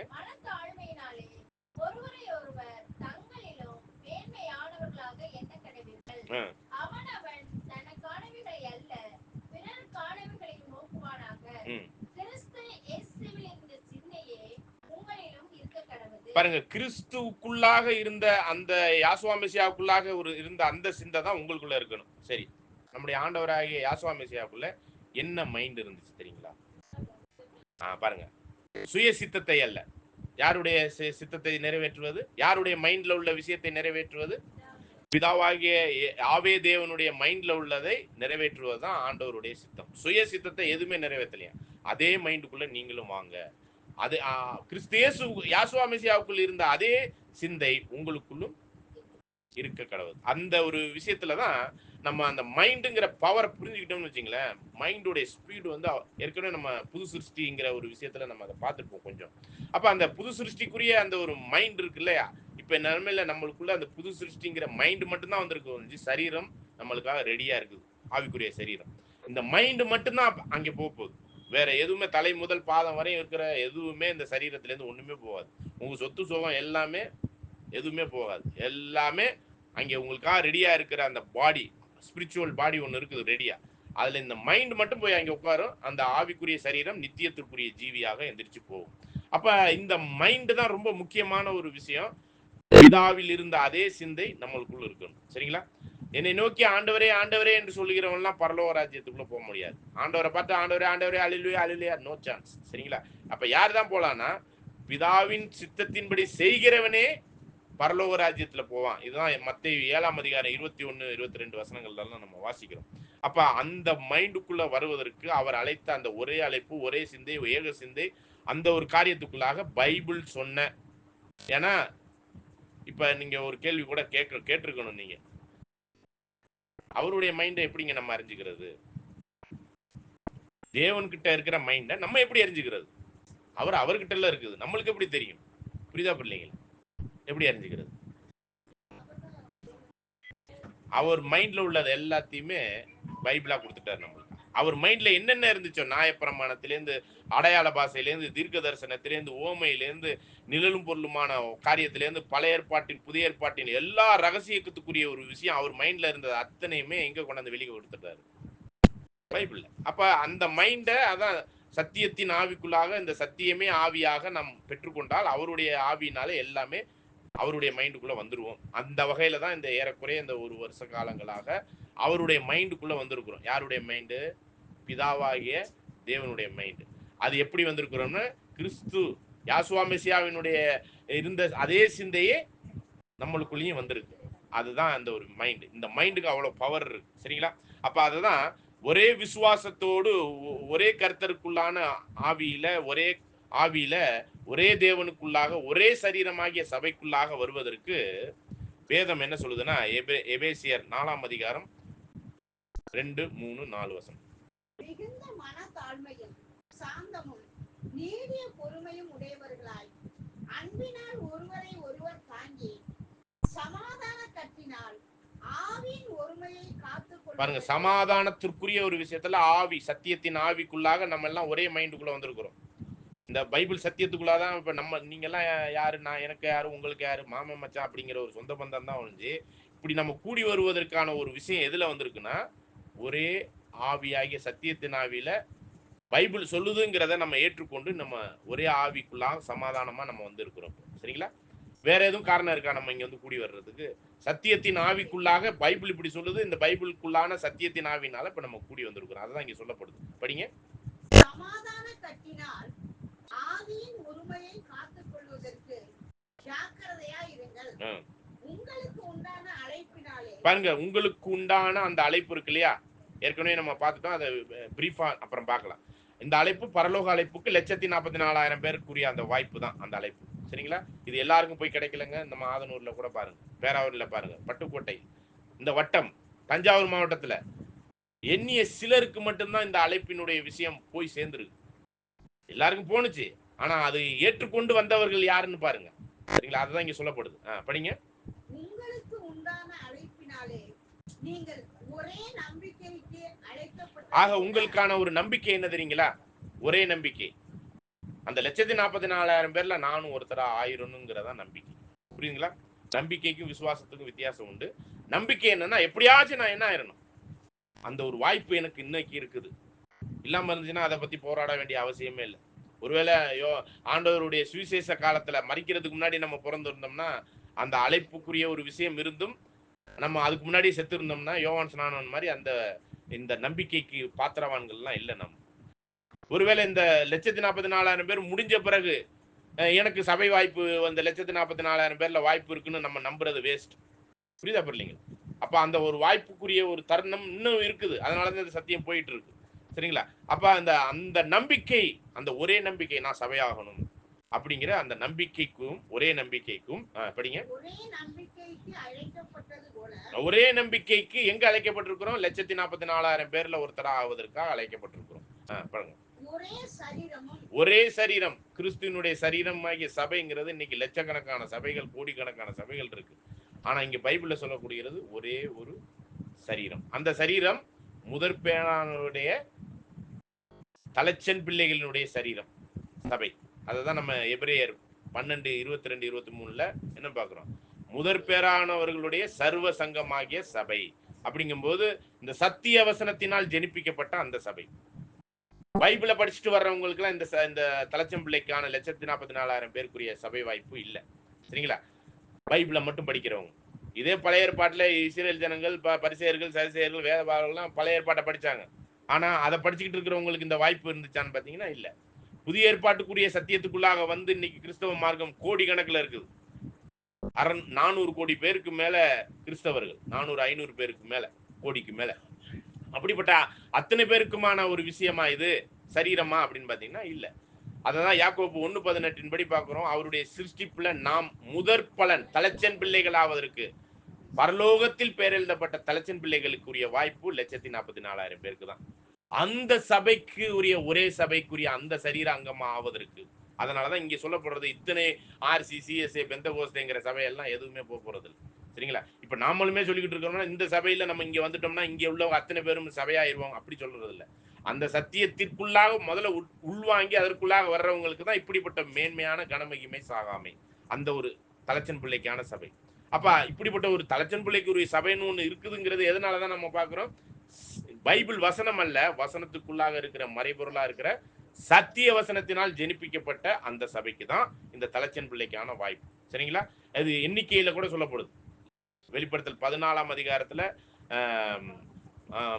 3ஆம் வசனமும் 4ஆம் வசனத்தை படிச்சீங்கன்னா முதற் பலனாய் மீட்டுக் கொள்ளப்பட்டவர்கள், தலைச்சன் பிள்ளைகளாய் மீட்டுக் கொள்ளப்பட்டவங்க எத்தனை பேர் தான்? 1,44,000 பேர் தான். அப்ப அந்த 1,44,000 பேருக்குரிய அந்த ஒரு சபையாவதற்கு நல்லா புரிஞ்சுக்குங்க.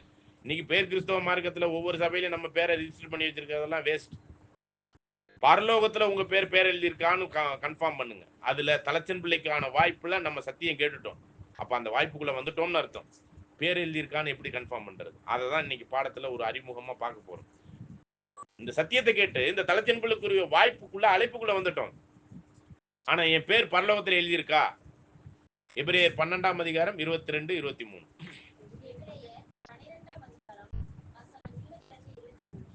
நீங்களோ சீயோன் மலையிடத்திற்கும் ஜீவனுள்ள தேவனுடைய நகரமாகிய பரம எருசலேமிடத்திற்கும் 1000-10,000-ஆன தேவ தூதர்களிடத்திற்கும் பரலோகத்தில் பேர் எழுதியிருக்கிற முதற் பாருங்க, தலைச்சன் பிள்ளைகள், அதுதான் முதற் பேரானவர்கள், முதல்ல பிறந்த பிள்ளைகளா இருக்கக்கூடிய, பரலோகத்தில் பேர் எழுதப்பட்ட முதல்ல பிறந்த பிள்ளைகளா இருக்கக்கூடிய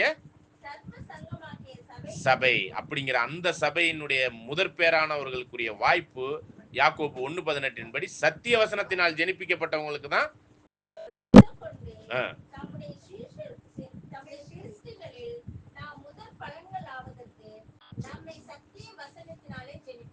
அப்படிப்பட்ட ஒரு வாய்ப்பு வெளிப்படுத்தல் 14 1 4 வசனம் படிச்சுக்கோங்க. அப்புறம் போய் படிச்சுங்க. அது லேக் அண்ட் 44க்கு மட்டும்தான் அந்த தலைச்சின் பிள்ளை ஆவதற்கு, முதற் பலன் ஆவதற்கு. சரிங்களா? அது 4வது வசனத்துல இருக்கு. ஓகே, அப்படி திரும்ப வந்துடலாம் கலாத்தியருக்கு. சரி, எபேசியர்.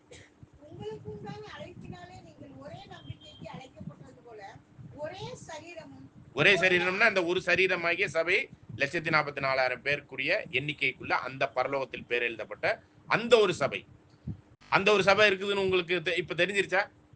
ஆனா இன்னைக்கு இருக்குது நிறைய சபை, அதெல்லாம் பூமியில ரிஜிஸ்டர் பண்ணிருக்கும். சரிங்களா?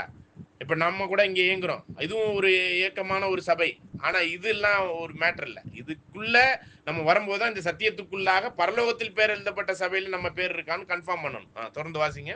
ஒரே ஞானஸ்நானமும் பாருங்க, இப்படிப்பட்ட இந்த 1,44,000 பேருக்குரிய தலைச்சன் பிள்ளை ஆவதற்கு ஒரே ஞானஸ்தானம். அப்ப பல ஞானஸ்தானம் இருக்கா? ஒரு ஞானஸ்தானம் இருக்கா? பல ஞானஸ்தானம் இருக்கா? பாருங்க, இப்ப இந்துக்கள் கூட ஒரு ஞானஸ்தானம் எடுக்கிறாங்க. இப்ப கூட கும்பமேளாவில் அது கூட ஒரு ஸ்நானம் தான். எதுக்கு எடுத்தாங்க அவங்கலாம் தெரியுமா? மோட்சத்துக்கு போறதுக்கு. அதுல போய் அப்படி முழுகி எழுந்திருச்சா என்னங்க கிடைக்கும்? பாவம் கழுவுறது. பாருங்க, அவங்க கூட பாவம் கழுவுறதுக்காக தான் அந்த ஒரு ஞானஸ்தானம் எடுக்கிறாங்க. அதுக்காக அவங்க மோட்சத்துக்கான ஒரு வாய்ப்பு இருக்குன்னு நம்ம சொல்ல முடியுமா? பரலோகத்துக்கான அழைப்புல லேக் 44க்கான அந்த சபைக்கான ஒரு விஷயத்துல தான் இங்க அழைப்பே இருக்குது. இதெல்லாம் என்னன்னாக்க, இந்த கங்கை நதியில இந்த ராமேஸ்வரத்துல போய் அந்த முழுக்கு போட்டு இது பண்றதெல்லாம் என்னது? பாவத்தை என்னது கழுவுறதுக்கு போறோம்பாங்க. அப்படிதானே? முழுக்கு போட போறோம் அப்படிம்பாங்க இந்துக்கள். அப்ப அவங்களும் ஞானஸ்தானம் தான் எடுக்கிறாங்க. ஸ்நானம் அப்படின்னா மக்கள் எடுத்து தலையில ஊத்துறது இல்ல, முழுவதும் முழுகி குளிப்பது. சரிங்களா? முழுவதும் முழுகி குளிப்பது. இப்ப அப்ப அந்த இந்துக்கள் எடுக்கிற ஸ்நானம் ஞான ஸ்தானம்னு எடுத்துக்க முடியுமா? சொல்லுங்க.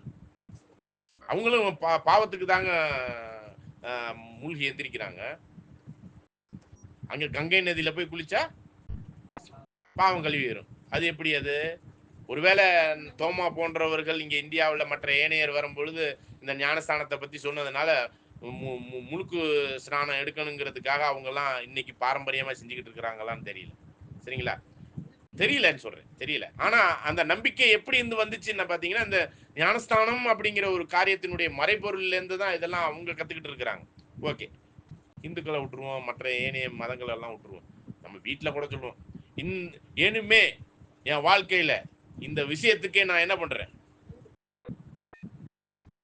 என்ன போடுறேன் அப்படின்னா, செய்ய மாட்டேன், இதுவரை செஞ்சுக்கிட்டு இருந்தேன் செய்ய மாட்டேன் அப்படின்னு. இல்லைன்னா உனக்கு எனக்கு எந்த சம்பந்தம் இல்லை அப்படின்னு சொல்லிட்டு என்ன பண்ணுவாங்க? தலம், அதே தான் சொல்றேன். தலை முழுகிறதுன்னு எதுக்கு சொல்லுவாங்க? சம்பந்தம் இல்லை, முடிவு கட்டுறது, ஒரு விஷயத்துக்கு முடிவு கட்டுறதுக்கு. சரிங்களா? அது கூட முழுக்காக சொல்லப்படுது. தலையில இருந்து ஒரு பக்கெட் எடுத்து ஊத்திக்குவாங்க, உடனே முழுகிட்டேன் அப்படிம்பாங்க இல்லையா? அது கூட என்னது, ஒரு விஷயத்தை முடிச்சிட்டு இன்னொரு விஷயத்துக்குள்ளாக நம்ம போகிறதுக்கான ஒரு முகாந்திரத்துல பேசுவாங்க. சரி, அதெல்லாம் விட்டுருவோம், வீட்டுல நடக்கிறது விட்டுருவோம். இப்ப தெய்வீக ஏற்பாட்டுல கடவுள் கிறிஸ்தவத்துல சொல்லி இருக்கிற அந்த முழுக்க பத்தி பேசுவோம். நம்ம இந்து முஸ்லீம் மற்றவங்க செய்யறதெல்லாம் நம்மளுக்கு தேவையில்லை. கிறிஸ்தவத்துல நாம செய்யக்கூடிய முழுக்கு அப்படிங்கும் போது அது அந்த ஒரே ஞானஸ்தானத்துக்குரிய ஒரே ஞானஸ்தானமா இருக்குதா, ஒரே ஸ்நானமாக இருக்குதா கிறிஸ்தவத்துல அப்படின்னு பாத்தீங்கன்னா எப்படி இருக்குது?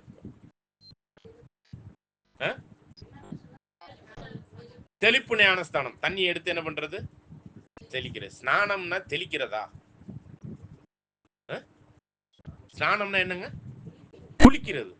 குளிக்கிறது தெளிக்கிறது எப்படி அது ஒன்னாக முடியும்? தண்ணிக்கு பஞ்சம் ஆயிடுச்சோ பேராவண்ணில, ஆதனூர்ல, இல்ல உலகளாவிய அளவுல இருக்கக்கூடிய ஒரு சில காரியத்துல அப்படி எதுவும் தண்ணிக்கு எதுவும் பஞ்சம் ஆயிடுச்சான்னு கேட்கிறேன். ஓகே, இதெல்லாம் கேள்வியா நம்ம எழுப்ப வேண்டியிருக்கு. சரிங்களா? ஸ்நானம் அப்படின்னா தெளிப்பு, அது எப்படி இருக்க முடியும்? ஓகே, அப்ப அந்த மாதிரியான ஒரு ஞானஸ்தானத்தையும் கொடுக்குறாங்க, தெளிப்பு ஞானஸ்தானம். சிஎன்ஐ அப்படிங்கிற வடக்குல உள்ள கிறிஸ்டின், நார்த் கிறிஸ்டின்லாம் வந்து என்ன பண்றாங்க, ஒரு குறிப்பிட்ட வயசான பிறகு 12 வயசான பிறகு அவங்களுக்குமே மேக்சிமம் முழுக்கு கொடுக்கறது இல்லை. சிஎஸ்ஏல எல்லாம் எப்படி கொடுப்பாங்க ஸ்நானம்? ஞான ஸ்நானம் எப்படி கொடுப்பாங்க? சிலுவை போட்டு அனுப்புறதானா? அதுல இந்த தண்ணி தெளிக்கிறதெல்லாம் இல்ல. ஓகே ஓகே, சரி. 8ஆம் நாள்ல ஒண்ணு பண்றாங்களே, அது என்னது? ஆர்சியில அதுதான் ஞானஸ்தானம் கொடுப்பாங்க, அப்படிதானே? தலையை மட்டும் தண்ணி ஊத்தி, அந்த தலையை தண்ணி ஊத்துவாங்க, ஊத்திடுவாங்க, ஊத்திட்டு தொடச்சி விட்டுட்டு. ஓகே, இது இது ஒரு ஸ்நானம் இல்லையா? தெளிப்பு ஸ்நானம், அப்புறம் தலையில மட்டும் தண்ணி ஊத்துற ஒரு ஸ்நானம். சரி, ஸ்நானம் கொடுக்கறதுல இப்படி எல்லாம் இருக்குது. சரி, மற்ற பெந்தகோஸ்து சபையில எப்படி கொடுக்குறாங்க? புரோட்டஸ்டன்ட்ல தண்ணிக்குள்ள எழும்பிக்கிறது. அப்ப அந்த ஸ்நானம் வந்து பைபிள் படி கரெக்ட்னு சொல்லிட்டு அது அது அது ஓகேன்னு நம்ம எடுத்துக்கலாமா? ஏன்னா பைபிள் படி முழுக்கு ஸ்நானத்தை தான் பேப்டைஸ் அப்படிங்கிற ஒரு வார்த்தை பயன்படுத்திருக்கு. உள்ள இருக்கே இம்மர்ஸ் பண்ணி, தண்ணிக்குள்ளாக மூழ்கி, அந்த ஒரு வார்த்தைக்கான அர்த்தத்தை சொல்றேன். பேப்டைசம், பேப்டைசோ அப்படிங்கிற ஒரு வார்த்தை முழுக்கு பண்ணி, தண்ணிக்குள்ளாக இம்மர்ஸ் பண்ணி, இம்மர்ஸ்னாக்க ஒரு பொருளை எடுத்து தண்ணிக்குள்ள அமுக்கி எடுத்து வர்ற அந்த ஸ்நானத்தை பத்தி தான் யோவான் ஸ்நானம் ஆண்டவருக்கு கொடுத்ததா இருக்கலாம், சீசர்கள் எடுத்ததா இருக்கலாம், பெந்தகோஸ்தே நாள்ல அப்போஸ்தலர்களும் மற்ற ஏனையர்களும் எடுத்ததும் கொடுத்ததும் எல்லாமே முதல் நூற்றாண்டுல தண்ணிக்குள்ள முழுகி எடுக்கிறக்கூடிய ஒரு ஸ்நானம் தான் கொடுத்துருக்குறாங்க. அதை வந்து யார் பண்ணிக்கிட்டு இருக்கிறா இன்னைக்கு? நம்ம ஊர்லயே ஆசீர்வாதம் சபை போன்றவர்கள், மற்ற உலகத்தில் உள்ள பெந்தகோஸ்தே சபைகள்லாம், பிரதரன் சபை, அநேக சபைகள் இந்த முழுக்கு ஸ்நானத்தை கொடுக்குறாங்க. அதை அப்ப அந்த ஸ்நானம், அந்த ஒரு ஸ்நானத்தை நம்ம ஏத்துக்கலாமா அப்படின்னு பாத்தீங்கன்னா, இந்த சத்திய அறிவெல்லாம் இல்லாம நம்ம அந்த ஸ்நானத்தை எடுக்கிறோம்னா அதுக்கும் வேலிடிட்டி இல்லை. ஏன்னா மத்தேயு 28ஆம் அதிகாரத்துல 19, 20 வசனங்களை நம்ம வாசிக்கலாம்.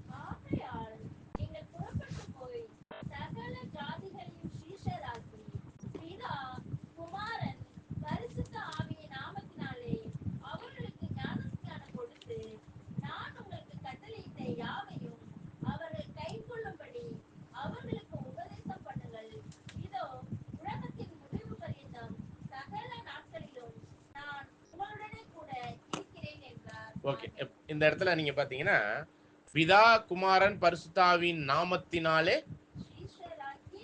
அவர்களை சீசராக்கி என்ன பண்ணணுங்க? ஞானஸ்தானம் கொடுக்கணும். சரிங்களா? இப்ப சீசத்துவத்துக்கு ஒருத்தர் வரணும்னா அதுக்கு முன்னாடி என்ன பண்ணணும்னா பைபிள் சத்தியங்களை எல்லாம் விசுவாசிக்கணும். மகா பரிசுத்தமான விசுவாசம்ங்கிற ஒரு விசுவாசமே இன்னைக்கு இருக்கிற முழு கிறிஸ்தவத்துக்கு தெரியாது. பைபிள் படிக்கிறாங்க, பைபிளுக்குள்ளான இவ்வளவு மறைபொருளுக்குள்ளாவும் ஃபர்ஸ்ட் விசுவாசத்துக்குள்ள வரணுங்க. சரிங்களா? அப்படி விசுவாசத்துக்குள்ள வந்தவங்க தான் சரி இந்த பைபிள் வசனத்தின்படி எல்லாம் நான் வாழ தயாரா இருக்கிறேன்னு ஒரு சீசத்துவத்துக்கு ஒப்பு கொடுப்பாங்க. சீசத்துவம்னா என்னது? ஃபாலோ பண்றது. இந்த வசனத்தின்படிலாம் நான் வாழ்வேன் என்று என்னை ஒப்பு கொடுக்கிற அந்த ஒரு துவம் அல்லது அந்த ஒரு செயல்பாடு தான் என்னன்னு பாத்தீங்கன்னா சீசத்துவம். அப்ப ஆண்டவர் போதித்த இந்த பைபிள் உள்ள மறைபொருள்கள் எல்லாம் கேட்ட பிறகுதான் விசுவாசம் வரும். அதுதான் ரோமர் 10:17 பாக்குறோம். விசுவாசம் எதனால் வரும்? கேட்கிறதுனால வரும். எதை கேட்பதனால் வரும்? வசனத்தை கேட்பதனால். அப்ப விசுவாசத்துக்குள்ள வந்த ஒருத்தருக்கு தான் என்ன ஒரு ஸ்டேஜுக்குள்ள வர முடியும்னா இதெல்லாம் நான் ஃபாலோ பண்றேங்கிற அந்த உடன்பாட்டுக்குள்ள சீசத்துவத்துக்குள்ள வர முடியும். சரிங்களா? அப்ப ஃபர்ஸ்ட் என்ன பண்ணணும்? ஞானஸ்தானம் எடுக்கணும்னா ஃபர்ஸ்ட் பைபிளினுடைய சத்தியத்தை கேட்கணும். கேட்ட பிறகுதான் விசுவாசிக்கிறதுக்கான ஒரு வாய்ப்பு வரும். விசுவாசிப்போம். விசுவாசிச்ச பிறகு நம்ம அதன்படி நடக்கணுங்கிறது 3வது ஸ்டேஜ்ல தான் சீசத்துவம். அப்படிப்பட்ட சீசர்களுக்கு தான் ஞானஸ்தானம் கொடுக்க சொல்லியிருக்கிறாரா, விசுவாசிகளுக்கு கொடுக்க சொல்லியிருக்கிறாரா? விசுவாசிக்கும் போதே அப்படின்னு சொல்லி அவங்களுக்கு கொடுக்க சொல்லியிருக்கிறாரா? சீசர் ஆக்கின பிறகுதான் ஞானஸ்தானம் கொடுக்கணும். இப்ப நம்ம சும்மா நம்ம உலகத்துல எடுத்துக்கொள்வோம், கிறிஸ்தவத்தை மத்தியும் எடுத்துக்குவோம். 12 வயசுல என்ன சிலுவையை போட்டு கொடுக்குற மாதிரி ஒரு ஏற்பாடு நடக்குது இல்லையா? அவங்க இந்த பைபிள் வசனத்தையே ஒழுங்கா படிச்சிருக்க மாட்டாங்க. அதனுடைய சத்தியத்தெல்லாம் கேட்ட பிறகுதானே விசுவாசத்துக்குள்ள வர முடியும். அப்படி விசுவாசத்துக்குள்ளே வராதவங்களை சிலுவை போட்டு அந்த ஞானஸ்தானம் அங்கீகரிச்சிட முடியுமா? அப்ப சீசத்துவத்துக்கு வந்தவங்களை தானே நம்ம அந்த ஞானஸ்தானத்துக்கு தகுதி உள்ளவர்களாக வேதம் சொல்லுது. அப்ப இது சீசத்துவத்துக்கு வராத ஒருத்தவங்களை குழந்தை ஞானஸ்தானம் கொடுக்குறோம். பிறந்து ஒரு 8ஆம் நாள்ல சுத்திகரிப்புங்கிறது. ஆக்சுவலா பிறந்து 8ஆம் நாள்ல ஆண்டவரை சுத்திகரிப்புக்காக ஒண்ணு செஞ்சாங்க. அது என்ன தெரியுமா? இந்த ஞானஸ்தானமா. ஆண்டவர் எத்தனை வயசுல ஞானஸ்தானம் எடுத்தார் தெரியுங்களா? 30 வயசுல. அப்ப 8ஆம் நாள்ல என்ன நடந்துச்சு ஆண்டவருக்கு? விருத்தசேதன ஆண்களுக்கு முஸ்லிம் பண்ற மாதிரி முன் தோலை நறுக்கக்கூடிய அந்த ஒரு சுத்திகரிப்பு, அது ஒரு சுத்திகரிப்பு. சரிங்களா? அதை சுத்திகரித்த பிறகு அவங்க கொண்டு போய் அங்க ஒரு சில பலிகள் எல்லாம் செலுத்தி புறாவெல்லாம் மரியாளும் யோசேப்பும் செலுத்தி அதை விருத்தசேதனத்திற்கான சுத்திகரிப்புக்கான ஒரு விஷயத்துலதான் 8ஆம் நாள்ல போய் பண்ணுவாங்க. இதுதான் இன்னைக்கு கிறிஸ்தவத்துல 25ஆம் தேதி 8ஆம் நாள் 1ஆம் தேதின்னு சொல்லி பண்றாங்க. 25ஆம் தேதியா அவர் பிறக்கல, அக்டோபர் 1ஆம் தேதியில தான் பிறந்தாருங்கிறது தான் பைபிள் சொல்ற வரலாறு. சரிங்களா? அப்ப அதுல இருந்து 8ஆம் நாள் திருநாள் 1ஆம் தேதியை சொல்லுவாங்க. அப்ப இந்த ஜனவரி, பிப்ரவரி, மார்ச், ஏப்ரல், மே, ஜூன், ஜூலை எல்லாம் ஆகஸ்ட், செப்டம்பர் அப்படிலாம் என்னன்னு பாக்குறோம்னா ஜூலியஸ் சீசர், ஆகஸ்ட் சீசர், தீரு சீசர்னுடைய பேரை வைத்து கொண்டிருக்கிற இந்த வருஷப்பிறப்பு ரோமர்களுடைய வருஷப்பிறப்புகளை வச்சுக்கிட்டு நம்ம திருவிழா கொண்டாடிக்கிட்டு இருக்கிறோம். அதுக்குள்ள இப்ப போக வேணாம், அந்த பாடம்லாம் ஏற்கனவே நம்ம பார்த்துட்டோம். அப்ப 8ஆம் நாளுக்குரிய ஒரு விஷயத்த நம்ம எல்லாம் ஆண்கள்லாம் எதுவும் விருத்த சேதனம் பண்றாங்களா கிறிஸ்தவத்துல? அதுவும் இல்லை. அப்ப எதை தான் நம்ம ஃபாலோ பண்றோம்? ஒண்ணுமே புரிய மாட்டேங்குது பாருங்க. கொஞ்சம் சிந்திக்கிற கிறிஸ்தவர்களா மாறுங்க. ஆல்ரெடி மாறிட்டதுனாலதான் இந்த ஒரு சத்தியத்துக்குள்ள வந்து தொடர்ந்து நம்ம கிரகித்து அதற்குரிய காரியத்துக்குள்ளாக ஒப்பு கொடுத்து கொண்டிருக்கிறோம். அப்ப இதெல்லாமே இப்ப நம்ம கிறிஸ்தவத்துக்குள்ளாக செய்து கொண்டிருக்கிற ஒரு விஷயத்துல இதெல்லாமே சீசத்துவத்துக்கு வந்தவங்களை தான் ஞானஸ்தானம் கொடுக்கணுங்கிறது வேதம் சொல்லுகிற உண்மை சத்தியம். சரிங்களா?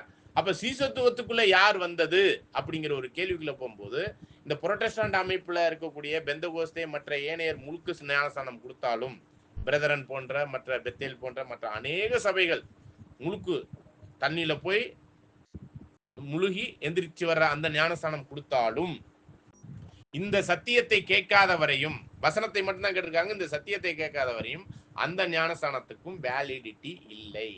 ஏனென்றால் முதல்ல என்னத்துக்குள்ள வரணும்? விசுவாசமாகி இந்த சத்தியத்துக்குள்ள கேட்டு வரணும். அப்படி கேட்டு வந்த பிறகுதான் சீசத்துவத்துக்குள்ளே வருவோம். இததான் யோவான் 8ஆம் அதிகாரம் 30, 31, 32 வசனத்துல படிக்கலாம் பாருங்க.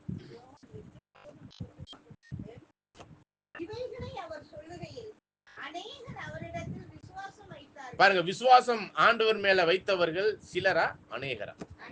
பாருங்க, அவர் சொன்ன போதனையை கேட்டுட்டு அநேகர் அவர் மேல விசுவாசம் வைக்க ஆரம்பிச்சிட்டாங்க. இப்படி விசுவாசம் வைத்தவர்கள் தான் அடுத்த ஸ்டேஜுக்குள்ள என்ன பண்ண முடியும்? விசுவாசத்துக்குள்ள வந்தவங்க அந்த ஃபர்ஸ்ட் சத்தியத்தை கேட்கணும். கேட்ட பிறகுதான் விசுவாசிக்க ஆரம்பிப்போம். நம்ம விசுவாசிச்சவங்க தான் அடுத்த ஸ்டேஜ் என்ன ஆக முடியும்? சீசர் ஆக முடியும். சிம்பிள். 3 ஸ்டேஜ் கடக்கணும் நம்ம. அதனாலதான் அநேகர் அவருக்குள்ள விசுவாசம் வச்சாங்கன்னா, அழைக்கப்பட்டவரோ இந்த உலக கிறிஸ்தவத்துல எல்லாரும் ஆண்டவரை விசுவாசிக்கிறாங்க தான். ஆனா வசனத்தின்படி விசுவாசிக்கிறாங்களா? பிதா யார், குமாரன் யார், இந்த உன்னத அழைப்பின் பங்கு என்ன, இந்த அழைப்பு எப்படிப்பட்ட அழைப்பு, இந்த உன்னத அழைப்புக்கு பங்கு இவ்வளவு பெரிதான ரட்சிப்பு ஒண்ணு இருக்குதுங்கிறதெல்லாம் தெரிஞ்சா விசுவாசிக்கிறாங்க? இதெல்லாம் ஒண்ணுமே தெரியாது. இருக்கிற கிறிஸ்தவத்துல யாருக்குமே தெரியாது. எண்ணிய சிலருக்கு மட்டுமே தேவன் பர்டிகுலரா இதெல்லாம் விலைக்கு கொடுத்துக்கிட்டு இருக்கிறார். இதை ஏன் உங்களை கூப்பிட்டு வச்சு இந்த ஒரு சத்தியத்தை கொடுத்துக்கிட்டு இருக்கிறாருங்கிறத புரிஞ்சுக்கிட்டீங்கன்னா, அழைக்கப்பட்டவர் இந்த உலகத்திலேருந்து இந்த சத்தியத்துக்குள்ள வர்றதுக்கு அழைக்கப்பட்டவர் அநேகர். அன்னைக்கு ஆண்டவரை விசுவாசிச்சவங்க அநேகர் விசுவாசிச்சாங்க. ஆனா தெரிந்தெடுக்கப்பட்டவர்களோ சிலர் தான். அததான் நம்ம மத்தேயுல நம்ம படிக்கும் போது எப்படி இருக்கிறோம்? அழைக்கப்பட்டவரோ அநேகர். மத்தேயு 22:14 படிக்கிறோம். அழைக்கப்பட்டவர்களோ அநேகர், தெரிந்து கொள்ளப்பட்டவர்களோ சிலர் அப்படின்னு பாக்குறோம். சரிங்களா? அப்ப இந்த தெரிந்து கொள்ளப்பட்டவர்கள் யாருன்னு பாத்தீங்கன்னா, ஆண்டவரை விசுவாசித்தவர்கள் இல்ல, அவருடைய அடிச்சுவடுகளை பின்பற்றி வர்றேன்னு வந்தவங்க 72 சீசர்கள் மற்றும் அப்போஸ்தலர்கள் தான் அவரால் தெரிந்து கொள்ளப்பட்ட சீசத்துவத்துக்கு வந்தவர்கள். புரியுதுங்களா? இப்ப நீங்க தொடர்ந்து படிக்கலாம். எபிரேயர் 8ஆம் அதிகாரத்துல 30, மன்னிக்கவும், யோவான் 8ஆம் அதிகாரம் 30.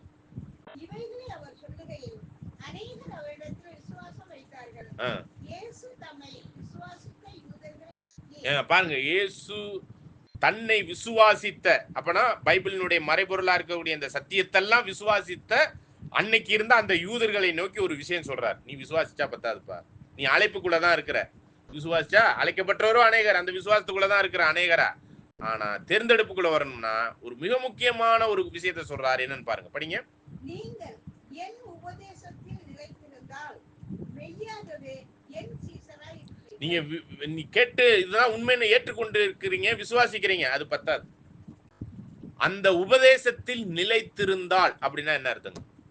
ஆண்டவர் சொன்ன இப்ப உபதேசம் நம்மளுக்கு ஏறக்குறைய இந்த ஒரு வருஷ காலமா இந்த சத்தியத்துக்குள்ளான மறைபொருளுக்குரிய உபதேசங்கள் நிறைய கிடைச்சிருக்கு. இது தப்புனாக்கி நம்ம அதை கூட நம்ம வியாக்கியானம் பண்ணுவோம். ஆனா மற்ற ஏனைய உபதேசங்கள்லாம் தப்புங்கிறத நம்ம ப்ரூவ் பண்ணியிருக்கிறோம் அநேக விஷயத்துல. அப்ப அந்த உபதேசம் உண்மைன்னு உங்களுக்கு தெரிஞ்சிருச்சுன்னா, அந்த உபதேசத்தில் நிலைத்திருப்பதுன்னா என்ன அர்த்தம்? விசுவாசிக்கிறதுனா ஏற்றுக்கொண்டாச்சு, இது பைபிள் சொல்லியிருக்கு, தேவன் சொல்லிட்டார், அதை நாம விசுவாசிக்கிறேன். ஓகே, அதை நிலைத்திருப்பதுன்னா என்னங்க? நிலைத்திருப்பவர்கள் தான் மெய் சீசர்கள் அப்படின்னு வசனம் இருக்குங்க. ஃபாலோ பண்றது, ஃபாலோவர்ஸ், அதுதான் டிசிபிள்ஸ். அப்ப அந்த வார்த்தையின்படி சொன்னதன்படி கேட்கக்கூடிய அந்த தன்மையில வர்றவங்க தான் டிசிபிள்ஸ். டிசிபிள்ஸ்னா சீசர்கள். அதுலயும் ஆண்டவர் எப்படி சொல்லிட்டாருன்னா, சீசர்கள்லே கள்ள சீசர்களும் இருக்கிறாங்கன்னு பைபிள் வசனங்கள்லாம் இருக்கு. சரிங்களா? கள்ள சகோதரர்களும் இருக்கிறாங்கன்னு பைபிள் வசனம் இருக்கு. இதுல என்ன சொல்றாரு? மெய் ட்ரூ டிசிபிள் அப்படிங்கிறார். அப்ப இந்த சத்தியத்தை விசுவாசிச்சிடலாம், அவங்க கூட டிசிபிள்ஸ் தான். ஆனா மெய் சீசத்துவத்துக்கான ஒரு விஷயத்துல அவர் சொன்ன வார்த்தைகளின்படி, அந்த உபதேசத்தின்படி நடக்கிறவர்களே மெய் சீசர்கள். தொடர்ந்து வாசிக்கலாம் பாருங்க. அப்ப இந்த வசனத்தையும் அறிவீர்கள், வசனம் உங்களை விடுதலையாக்கும்னு இருக்கா வசனம். அப்ப நம்ம கிறிஸ்தவத்துக்குள்ள இருந்தோம்னா வசனம் படிக்கலாம், மனப்பாடம் பண்ணலாம், வந்து ஒப்பிக்கலாம். அது நம்ம சத்தத்தோட நம்ம அந்த வசனமும் செத்து போயிடும். ஆனா அந்த வசனத்துக்குள்ளான சத்தியம் என்ற ஒரு சத்தியத்துக்குள்ளாக ஜெனிப்பிக்கப்படும் போதுதான் புது சிருஷ்டியினுடைய சிந்தைங்கிற இந்த சிந்தை உருவாகுது. இந்த சிந்தை தான் புது சிருஷ்டி. இந்த சிந்தையை தான் இன்னொரு பாடிக்குள்ள கொண்டு போய் சேர்க்க போறோம். அந்த சிந்தை யாருடைய சிந்தைனா, கிறிஸ்துவுக்குள் இருந்த அதே சிந்தை நம்மளுக்குள்ளும் வருது. அது எதனாலதான் வரும்னா, இந்த சத்திய வசனத்தினால் கரு உருவாகி வருது. புரியுதுங்களா? அப்ப இந்த சத்தியம் என்கிற அந்த மறைபொருளுக்குள்ளாக உருவாக இருக்கிற இந்த சிந்தை இருக்கு இல்லையா, அந்த ஒரு விஷயத்திற்குரியான சத்தியங்கள் இன்னும் அதிகமாக அறிவோம், இன்னும் அதிக விடுதலையை பெறுவோம். அப்ப பொய்யிலிருந்து உண்மை என்ன என்று, தவறான கொள்கைகளிலிருந்து உண்மை என்னவென்று, அடிமைத்தனத்திலிருந்து பாவத்திலிருந்து விடுதலை, இது மாதிரி எல்லா வகையிலும் இந்த சத்தியத்தை அறியும் போதுதான் நம்மளுக்கு தெளிவான விடுதலை. பாருங்க, ஆத்துமா நரகம் இருக்கு அப்படின்னு சொல்லி தான் போதிச்சு இன்னைக்கு கிறிஸ்தவம் எல்லாம் என்ன பண்ணியிருக்கிறாங்க, மிரட்டி மிரட்டி ஆண்டவரை கிறிஸ்துவை ரட்சகரா ஏற்றுக்கொள்ளலாம் அவனுக்கு என்ன நரக போதனை பண்றாங்க. அப்ப ஹிந்து முஸ்லீம் எல்லாருமே எங்க போறாங்க? ஏற்றுக்கொள்ளாதவங்க நரகத்துக்கு போறாங்க. இப்படிதான் மிரட்டி அப்படியே ஆண்டவர் போதிச்சாரு. சீசத்துவத்துக்கு வர்றதுக்கு என்ன சொன்னாரு தெரியுங்களா? மத்தேயு 16ஆம் அதிகாரம் 24 சொல்றாரு பாருங்க. சீசத்துவத்துக்கு வர்றதுக்கு ஆண்டவர் சொன்ன வார்த்தை, விசுவாசிகளை நோக்கி அல்ல. அப்ப அவர் ஆண்டவர் யார், என்ன, சத்தியம் எல்லாம் ஓரளவு புரிய ஆரம்பிச்சிருச்சு. அந்த விசுவாசித்து அதன்படி அவரை ஃபாலோ பண்ண ஆரம்பிச்சிட்டாங்க. ஆரம்பிச்சு அந்த சீசர்களை நோக்கி சொல்றார்,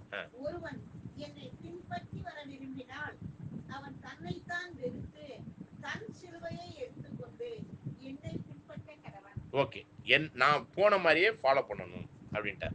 சரிங்களா? அப்ப அந்த ஃபாலோப்ல அவர் சொன்ன வார்த்தைகளை கேட்டு அவர் நடந்தபடி நடக்கணும். சரிங்களா? அப்ப அவர் எப்ப போய் ஞானஸ்தானம் எடுத்தாரு? 8ஆம் நாள்லையா? 12 வயசுலையா? 12 வயசுல அறிவாளி, பெரிய அறிவாளி. அவர் பேசின பேச்சுக்கு யாருமே ஈடு கொடுக்க முடியல. எங்க யாருப்பா நீனு அப்படிங்கிற அளவுக்கு இருந்துச்சு. இந்த அறிவுத்திறன் இப்ப நம்ம பேசிக்கிட்டு இருக்கிற இந்த அறிவுத்திறனுக்கெல்லாம் அதுக்கு மிஞ்சின அறிவுத்திறன் அவர் 12 வயசுலயே. சரிங்களா? அவர் எப்பங்க ஞானஸ்தானம் எடுத்தார்? எத்தனை வயசுல? ஏன் அவரும் 8ஆம் நாள்ல எடுத்த ஞானஸ்தானம்னு எடுத்துட்டு போக வேண்டியதானே? புரியுதுங்களா? அது ஒரு சுத்திகரிப்பு தான், அது ஒரு ஞானஸ்தானம்னு போயிட்டு இருக்க வேண்டியதானே? அப்ப என்ன ஒரு விஷயம் புரிந்து கொள்ளுங்கள். அவர் ஏன் அந்த ஞானஸ்தானத்தை 30 வயசுல எடுத்தாருன்னா, அப்போ இது மத்தேயுல 3ஆம் அதிகாரத்துல 13வது வசனத்துல ஆண்டவர் வந்து அங்க ஞானஸ்தானம் எடுக்க வர்றார். படிங்க.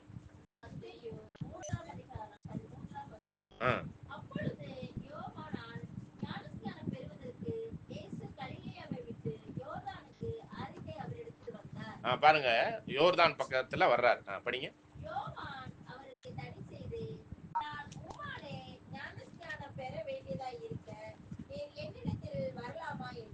யோவான் ஸ்நானன் என்ன யோசிக்கிறாப்புலன்னா, நம்ம இவ்வளவு பெரிய ரட்சிப்பை நம்ம அடையணும்னு நினைச்சுக்கிட்டு கூட இருந்திருக்கலாம். சரிங்களா? பெரிய ஒரு ரட்சிப்பு ஒண்ணு காத்திருக்குது, இவராலதான் கிடைக்க போகுதுன்னு தெரிஞ்சிருச்சு. அதனால ஆண்டவரை பார்த்து யோவான் ஸ்நானன் சொல்றாரு, நான் உங்ககிட்ட எடுக்கலாம்னு நினைச்சுக்கிட்டு இருக்க, நீ என்னப்பா என்கிட்ட வர்ற நீன்னு. பாருங்க, அப்ப அந்த அந்த அந்த டயலாக்க கொஞ்சம் உள்வாங்குங்க. தொடர்ந்து வாசிக்கலாம் பாருங்க.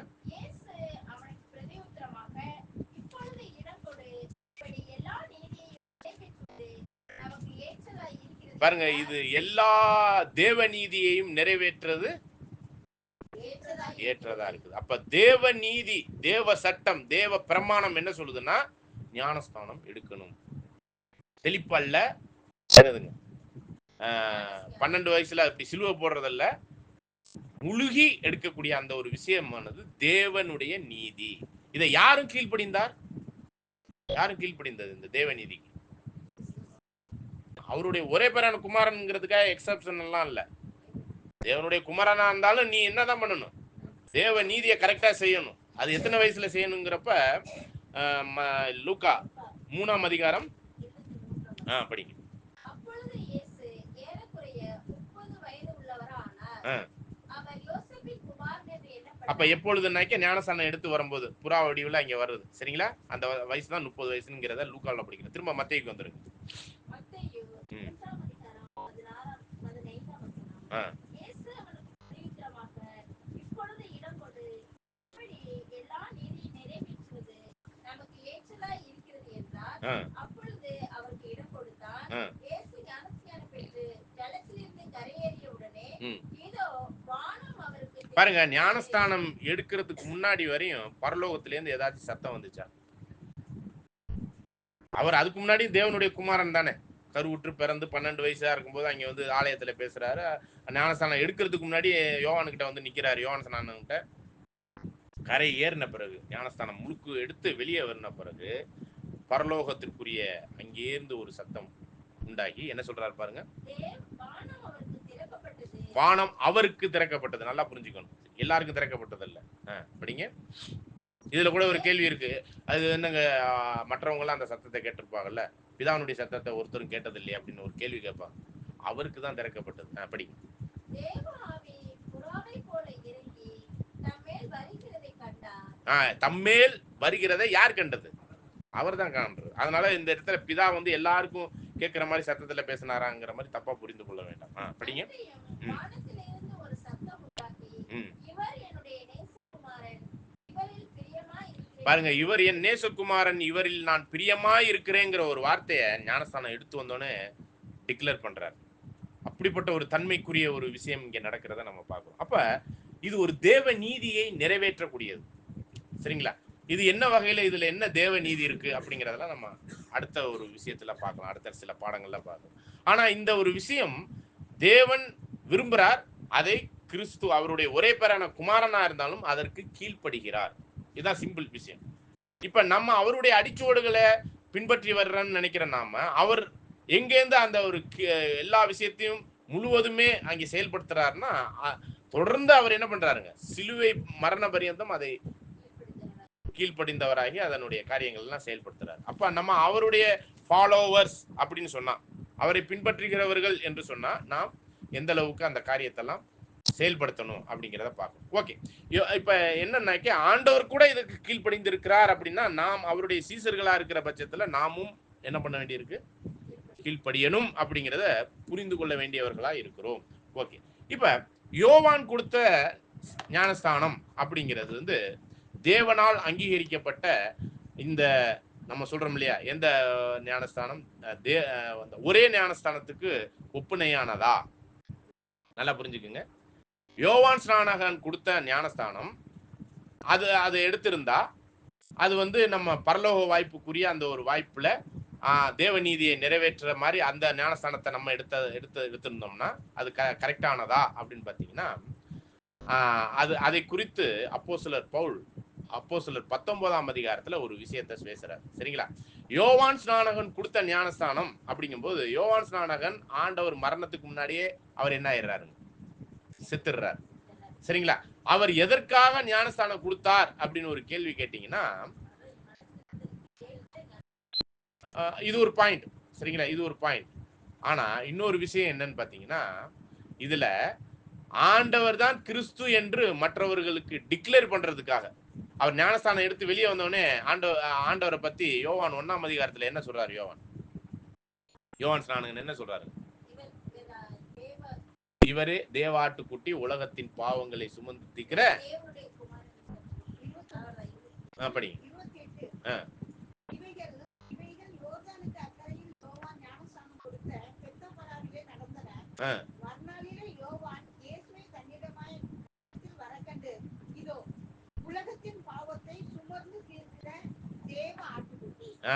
அந்த அடையாளத்தை இவருக்குரிய ஒரு விஷயத்துல இவருக்கு தேவன் கொடுத்திருந்த ஒரு சில அடையாளங்களின் அடிப்படையில இவர் தான் உலகத்தின் பாவங்களை சுமந்து தீர்க்கிற தேவாட்டுக்குட்டின்னு அன்னைக்கு இருந்த இஸ்ரேலர்களுக்கு, யூதர்களுக்கு டிக்ளேர் பண்றதுக்காக தான் அந்த ஸ்நானத்தை கொடுத்துக்கிட்டு இருந்தார். ஒரு பாயிண்ட். அப்படிங்கிறது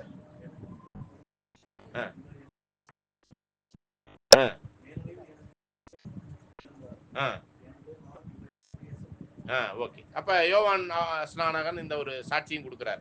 அப்ப அன்னைக்கு இஸ்ரேல்கள் மத்தியில இவரே அந்த மெஷியா, இவரே அந்த கிறிஸ்து அப்படின்னு இஸ்ரேல் ஜனங்களுக்கு டிக்ளேர் பண்றதுக்கு, பிரகடனப்படுத்துவதற்காக அந்த ஸ்நானம் கொடுக்கப்பட்டது ஒரு பாயிண்ட். இன்னொரு பாயிண்ட் என்னங்கிறப்ப அப்போஸ்தலர் 17ஆம் அதிகார 19ஆம் அதிகாரத்துல 1ல இருந்து படிங்க. அப்போஸ்தலர் 19ஆம் அதிகாரம். அப்போலோ என்பவன் கொரிந்து பட்டணத்திலே இருக்கையில் பவுல் மேடான தேசங்கள் வழியாய் போய் எபேசுக்கு வந்தான். அங்கே சில விசுவாசிகளை கண்டுன்னு சொல்லல, அத கிறிஸ்துவினுடைய உபதேசத்தை கேட்டுட்டு சீசர்களா தங்களை அர்ப்பணித்தவர்கள். இன்னும் சொல்ல போனா இந்த அப்போலோங்கிறவர் அவராகவே பரிசுத்தாவிக்குரிய ஒரு சத்தியத்துக்குள்ளாக வந்து அவர் தனி ஊழியம் பண்ணிக்கிட்டு இருக்கிறார். இந்த அப்போஸ்தலர்களோடலாம் இல்லாம இவர் ஒரு தனி ஊழியம். தேவன் அவருக்கு நேரடியா வெளிப்படுத்தின ஒரு விஷயத்துல அவர் சொல்லி இப்படி இந்த ரட்சிப்புக்குள்ள வாங்க அப்படின்னு சொல்லிட்டு அவர் ஒரு உபதேசம் பண்ணிக்கிட்டு இருக்கிறாருன்னு வைங்களேன். அப்பதான் பவுல் அந்த ஏரியாவுக்கு வர்றாரு. அப்போலோ ஊழியம் பண்ண அந்த ஏரியாவுக்கு யார் வர்றா? பவுல் வர்றா. சரிங்களா? தொடர்ந்து வாசிங்க. நீங்க விசுவாசிகள் ஆன போது, அப்படின்னா இந்த சத்தியத்தை கேட்டு நீங்க அதுல உறுதியான விசுவாசத்துக்குள்ள வந்த போது, சத்தியத்தின் ஆவியாகிய பரிசுத்த ஆவியை பெற்றீர்களா? அந்த தெளிந்த சத்தியத்தை பெற்றுக் கொண்டீர்களா? தெளிவான அந்த சத்தியத்திற்குள்ளாக நீங்க வந்தீங்களா அப்படிங்கிறதா சத்தியத்தின் ஆவி, பரிசுத்த ஆவி. அதை பெற்றீர்களா? தெளிந்த புத்தி உள்ள ஆவி உங்களுக்கு கிடைச்சிச்சான்னு கேட்டா அப்படி ஒண்ணு இருக்கிறதாவே எங்களுக்கு தெரியலங்கிறாங்க. படிங்க.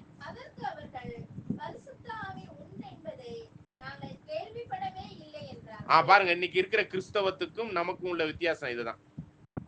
இன்னைக்கு கிறிஸ்தவம் பைபிள் படிக்குது, ஆனா சத்தியத்திற்குள்ளான சத்தியத்தின் ஆவியினால இந்த தெளிந்த புத்தி இன்னும் கிடைக்கல. அப்ப இது இப்ப யாருக்கிட்ட கிடைச்சிருச்சு? இப்போ பரிசுத்த ஆவிக்குரிய சத்தியத்தின் ஆவி இப்ப யாருக்கு கிடைச்சிருச்சு? 1 யோவான் 5ஆம் அதிகாரம் 6வது வசனத்தை படிங்க.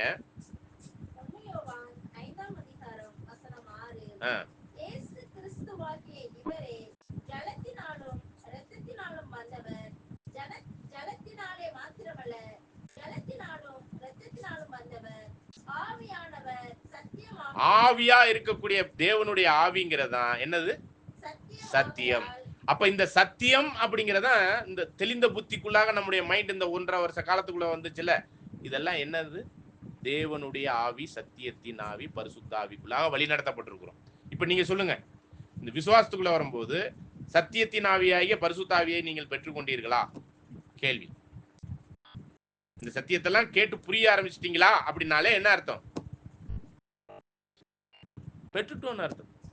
இப்ப பாருங்க, இந்த சத்தியத்தை கேட்க ஆரம்பிச்சிட்டாலே யோவான் 4ஆம் அதிகாரம் 24வது வசனத்தை வாசிங்க.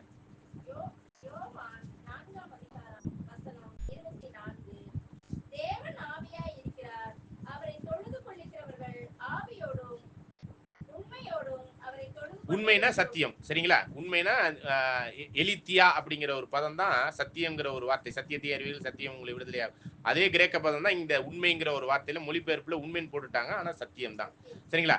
அப்ப தேவனை தொழுது கொள்கிறவர்கள் ஆவியோடும் சத்தியத்தோடும் அவரை தொழுது கொள்ளும். இப்ப சத்தியம்லாம் கேட்டு தெரிஞ்சாச்சா? இதுதான் ஆவிக்குரிய தொழுது கொள்ளுதல். இப்ப கேட்டு தெரிஞ்சு கொண்டதுதான் ஆவிக்குரிய தொழுது கொள்ளுதல் ஒழிஞ்சு அல்லேலூயா அல்லேலூயா ஸ்தோத்திரம் ஸ்தோத்திரம்னு சொல்லி நீங்க ரிப்பீட்டடா சொல்லக்கூடிய வார்த்தை எல்லாம் தொழுது கொள்ளுதலே இல்லை. ஜெபம் எப்படி பண்ணணுங்கிறத நம்ம ஏற்கனவே பாடம் பார்த்துட்டோம். ரிப்பீட்டடா சொல்றதெல்லாம் தேவன் ஏத்துக்கவே மாட்டார். சரிங்களா? சரிங்களா? அப்ப இந்த சத்தியத்தின் அறிகிற அறிவு தான், இப்ப நீங்க 1.5 மணி நேரம் 1 மணி நேரம் உட்கார்ந்து கேட்கிற அறிவு தான் என்னன்னு சொல்றாருன்னா தொழுது கொள்ளுதல். புரியுதுங்களா?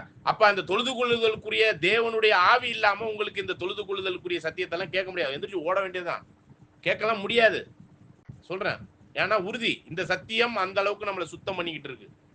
சத்தியத்தினாலே அவர்களை பரிசுத்தமாக்கும். யோவான் 17:17. உம்முடைய வசனமே சத்தியம். அப்ப இந்த சத்திய வசனம் நம்மளை சுத்தம் பண்ணியிருக்கு. அநேக பொய்யில இருந்து, அநேக பாவங்கள்ல இருந்து, அநேக தவறான போதனைகள்ல இருந்து நம்மளை என்ன பண்ணிருக்குங்க? சுத்தம் பண்ணிருக்குன்னா இது என்னது? தேவனுடைய ஆவியினாலதான், அந்த சத்தியத்தின் ஆவியினாலதான். அதனாலதான் நீங்க விசுவாசித்த போது, இந்த வசனத்தெல்லாம் கேட்ட பொழுது நீங்க பரிசுத்த ஆவியாகிய சத்தியத்தின் ஆவியை பெற்றுக்கொண்டீர்களா அப்படின்னு கேட்டா, அப்படிப்பட்ட ஒரு ஆவி ஒண்ணு இருக்கிறதே யாருக்கு தெரியல. பாருங்க, அப்ப சத்தியத்திற்குரிய அந்த தெளிவு அவர்களுக்கு இல்லாமல் இருந்திருக்கு, ஒரு கேள்விக்குறியோடு இருந்திருக்கு. தொடர்ந்து வாசிக்கலாம் பாருங்க.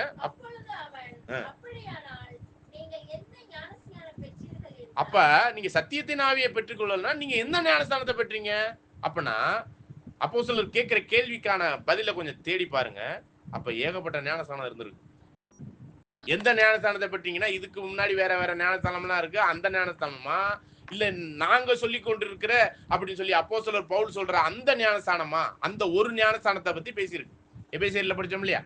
ஒரே கர்த்தர், ஒரே தேவன், ஒரே ஆவி, ஒரே சரீரம், ஒரே நம்பிக்கை, ஒரே விசுவாசம் அப்படிங்கிற ஒரே ஞானஸ்தானங்கிறது எத்தனையோ ஞானஸ்தானம் இருக்கலாம். அது தெளிப்பா இருக்கலாம், சிலுவையா இருக்கலாம், இல்ல முழுக்கு ஞானஸ்தானத்துல இங்க வேத ரீதியா சொல்லப்பட்ட அந்த ஒரு ஞானஸ்தானம் அப்படிங்கிற ஒரு மிக முக்கியமான ஒரு கேள்வியை தான் இங்க கேட்கிறார். நீங்க எந்த ஞானஸ்தானத்தை பெற்றீர்கள்?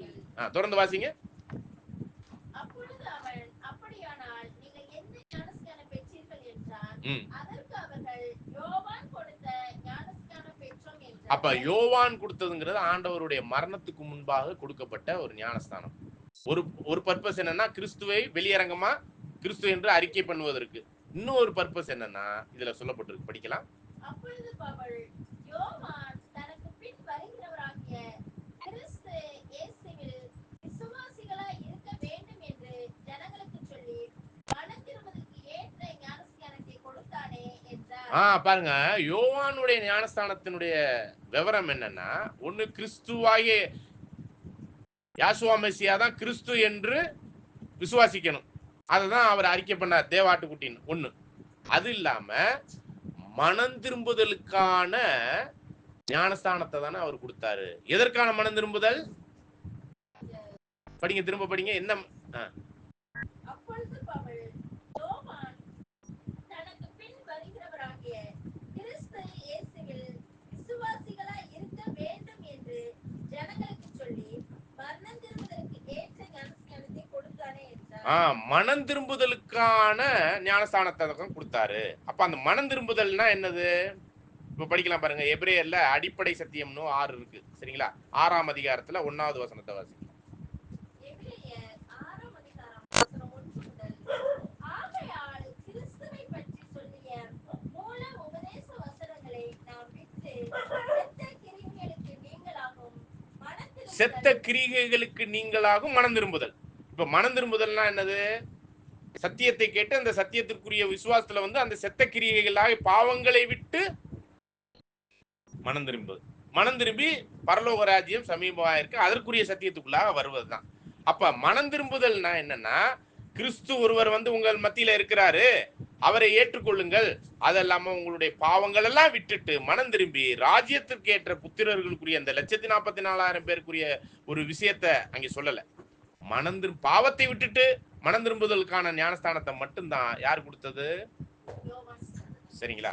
அப்ப இன்னைக்கு இருக்கிற கிறிஸ்தவம் முழுக்கு ஞானஸ்தானம் அப்படின்னு பெந்தகோஸ்தே சபைகள்லாம் கொடுக்குது பாத்தீங்களா? அது எதை தான் கொடுக்குதுன்னா, மனம் திரும்புதலுக்கு பாவத்தை விட்டுட்டு ஞானஸ்தானம் பெற்றுக்கொள், இதை தான் சொல்றாங்க ஒழிஞ்சு இன்னொரு ஞானஸ்தானத்தை அப்போஸ்தலர் பவுல் அங்கே கொடுத்தாரு. அது என்ன ஞானஸ்தானம்? இதுதான் இப்ப நம்மளுக்கு கேள்வி.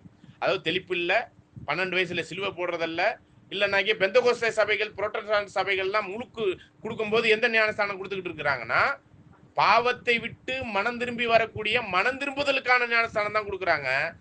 அது ஒரு படிதான் ஒழிஞ்சு இன்னும் தெளிவான ஞானஸ்தானத்துக்குள்ள வரணுங்கிறப்ப அப்போஸ்தலர் பவுல் என்ன பண்ணியிருக்கிறார்? அங்க திரும்ப படிங்க அப்போஸ்தலர் பவுல் சொன்னதை. அப்பொழுது பவுல், யோவான் தனக்கு பின் வருகிறவராகிய கிறிஸ்து இயேசுவில் விசுவாசிகளாய் இருக்க வேண்டும் என்று ஜனங்களுக்கு சொல்லி மனம் திரும்புதலுக்கு ஏற்ற ஞானஸ்நானத்தை கொடுத்தானே என்றார். பாருங்க, மனம் திரும்புதலுக்கு ஏதுவான ஞானஸ்தானத்தை தான் அவர் கொடுத்தாரு அப்படின்ட்டார். அதுக்கு முன்னாடி கிறிஸ்து மரிக்கவில்லை, மீட்கும் பொருள் கொடுக்கப்படவில்லை. ஏன்னா அந்த ஒரு ஞானஸ்தானம் சொல்லப்படுறது இல்லையா, ஒரு ஞானஸ்தானத்துல அதில் கிறிஸ்துவனுடைய மரணம் அப்படிங்கிற ஒரு விஷயம் இன்வால்வ் ஆயிருக்கு. ஆனா யோவான் ஸ்நானன் கொடுத்தது கிறிஸ்துவை விசுவாசிப்பதற்கும் பாவத்தை விட்டு வருவதற்கும் தான். ஆனா ஞானஸ்தானம்ங்கிறது எதுனா, கிறிஸ்துவுக்குள்ளான அந்த மரணத்துக்குள்ள போயிட்டு அடக்கம் பண்ணப்பட்டு எந்திரிச்சு வர்றதுங்கிறதான் அந்த ஞானஸ்தானம். சரிங்களா? பாவத்துக்கு மரித்து கிறிஸ்துவுக்குள்ளாக புதிய ஜீவனோடு எந்திரிக்கிறதுங்கிறது ஒரு பாயிண்ட். சரிங்களா? ஓகே, தொடர்ந்து வாசிக்கலாம்.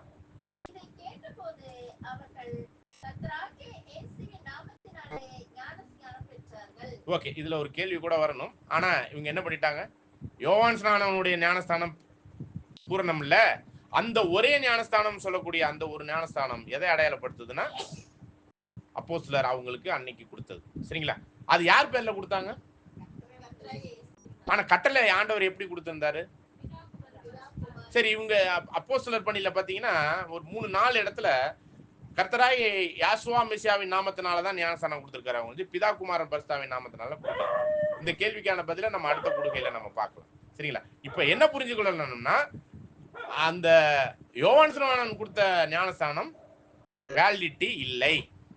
அந்த ஒரே ஞானஸ்தானம்னு எபேசியர்ல சொல்லப்பட்ட ஞானஸ்தானத்தை இப்ப அப்போஸ்தலர் பவுல் அங்கே அப்போஸ்தலர் 19ஆம் அதிகாரத்துல கொடுத்திருக்கிறார். விசுவாசிகளான போது நீங்க சத்தியத்தின் ஆவியை பெற்றுக்கொண்டீர்களானா பெற்றுக்கொள்ளாத ஒரு தன்மை இருந்துச்சு. அதன் அடிப்படையில் சத்தியத்தை பெற்றுக்கொண்டக்கூடிய ஒரு வாய்ப்புல தான் ஆண்டவராக யாசுவா மெசியாவின் நாமத்தினால இங்க ஞானஸ்தானம் கொடுக்கிறார். உடனே அங்க என்ன நடக்குதுன்னு பாருங்க.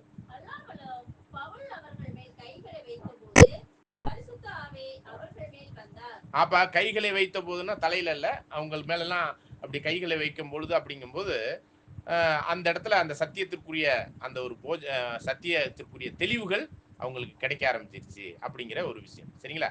அப்ப சத்தியத்தின் ஆவி நம்மளுக்கு முத்திரையாக ஆரம்பத்துல கொடுக்கப்படுறது, முத்திரிக்கப்பட்டு தீர்ற வரையும் நம்ம இந்த சத்தியத்துக்குள்ளேயே வளர்ந்துகிட்டு போகணும். சத்தியத்தின் ஆவிக்குள்ளாக அது தெளிவான சத்தியத்தை கொடுப்பதுக்கு தான் சத்தியத்தின் ஆவி. அதை அந்த ஒரு நிமிடத்துல முழுமையா அடைஞ்சிட மாட்டோம். அது வந்து கொஞ்சம் கொஞ்சமா கற்றுக்கொள்ள முழு நிறைவுக்குள்ள போகும். ஓகே, இப்ப பாருங்க, இப்ப நம்ம கொடுக்கிற அதாவது அந்த ஒரு ஞானஸ்தானம் சொல்லிட்டு அப்போஸ்தலர் 19ல பவுல் கொடுத்த அந்த ஞானஸ்தானம்ங்கிற அந்த ஒரு ஞானஸ்தானம் எப்படிப்பட்ட ஞானஸ்தானம்னு பாருங்க. இது பாவத்தை விட்டு மனம் திரும்பி வர்றதுக்குரிய அந்த ஒரு ஞானஸ்தானத்தை குறிக்குதா அப்படின்னு கேட்கும்போதுதான் 1 பேதுரு 3ஆம் அதிகாரத்துல 21வது வசனம் இதுதாங்க அந்த ஒரு ஞானஸ்தானம். அப்போஸ்தலர் கொடுத்த பவுல் கொடுத்த ஞானஸ்தானம் எதுன்னு பாத்தீங்கன்னா யோவான் கொடுத்த ஞானஸ்தானம் இல்ல. 1 பேதுரு 3ஆம் அதிகாரம் 21 படிக்கலாம்.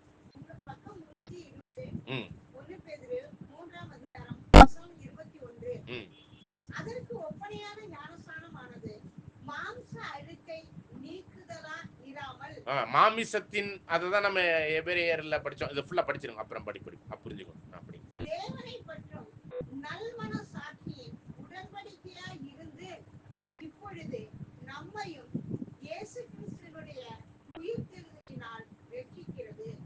இவ்வளவு பெரிதான ரட்சிப்புக்குரிய ஒரு ஞானஸ்தானம்னு ஒண்ணு இருக்குது. எவ்வளவு பெரிய ரட்சிப்பு! 144,000 பேருக்குரிய அந்த ரட்சிப்புக்குரிய ஒரு ஞானஸ்தானம்னு ஒண்ணு இருக்குது. கிறிஸ்து இயேசுவை உயிர்த்தெழுதலுக்குரிய அந்த ஒரு ஒப்பீடான ஒரு ஞானஸ்தானம்னு ஒண்ணு இருக்கு. அந்த ஞானஸ்தானத்தை யாரோட உடன்படிக்கை பண்ணணும்? இப்போ நல்மனசாட்சியின் உடன்படிக்கை. சரிங்களா? இப்ப இந்த இந்த ஞானஸ்தானம் யாரோட நீங்க உடன்படிக்கை பண்றீங்கன்னா யாரோட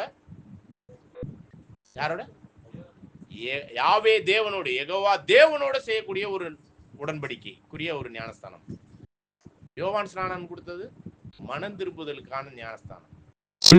அவங்க திருந்திக்கிறதுக்காக, பாவத்தை விட்டுட்டு வெளியே வர்றதுக்கு, கிறிஸ்து இன்னார் என்று அறிவதற்கான ஒரு ஞானஸ்தானம் தான் இது. இந்த ஞானஸ்தானம் தான் லேக்கன் 44க்காக தங்களை அர்ப்பணிக்கிற அந்த அழைப்புக்குள்ளாக வரக்கூடிய அவர்களுக்கான ஒரு ஞானஸ்தானம் இருக்கு. அதுதான் எபேசியர்ல படிச்சோம். ஒரே கர்த்தர், ஒரே விசுவாசம், ஒரே நம்பிக்கை, ஒரே அழைப்பு, ஒரே சரீரம், ஒரே ஞானஸ்தானம். அந்த ஒரு ஞானஸ்தானம் எதுன்னு பாத்தீங்கன்னா இந்த ஒரு விஷயம். சரிங்களா? இப்ப நம்ம இந்த ஒரு 21 பத்தி கொஞ்சம் பார்த்துட்டு இந்த இன்னைக்கான கூடுகையை நம்ம நிறைவு பண்ண படிக்கலாம்.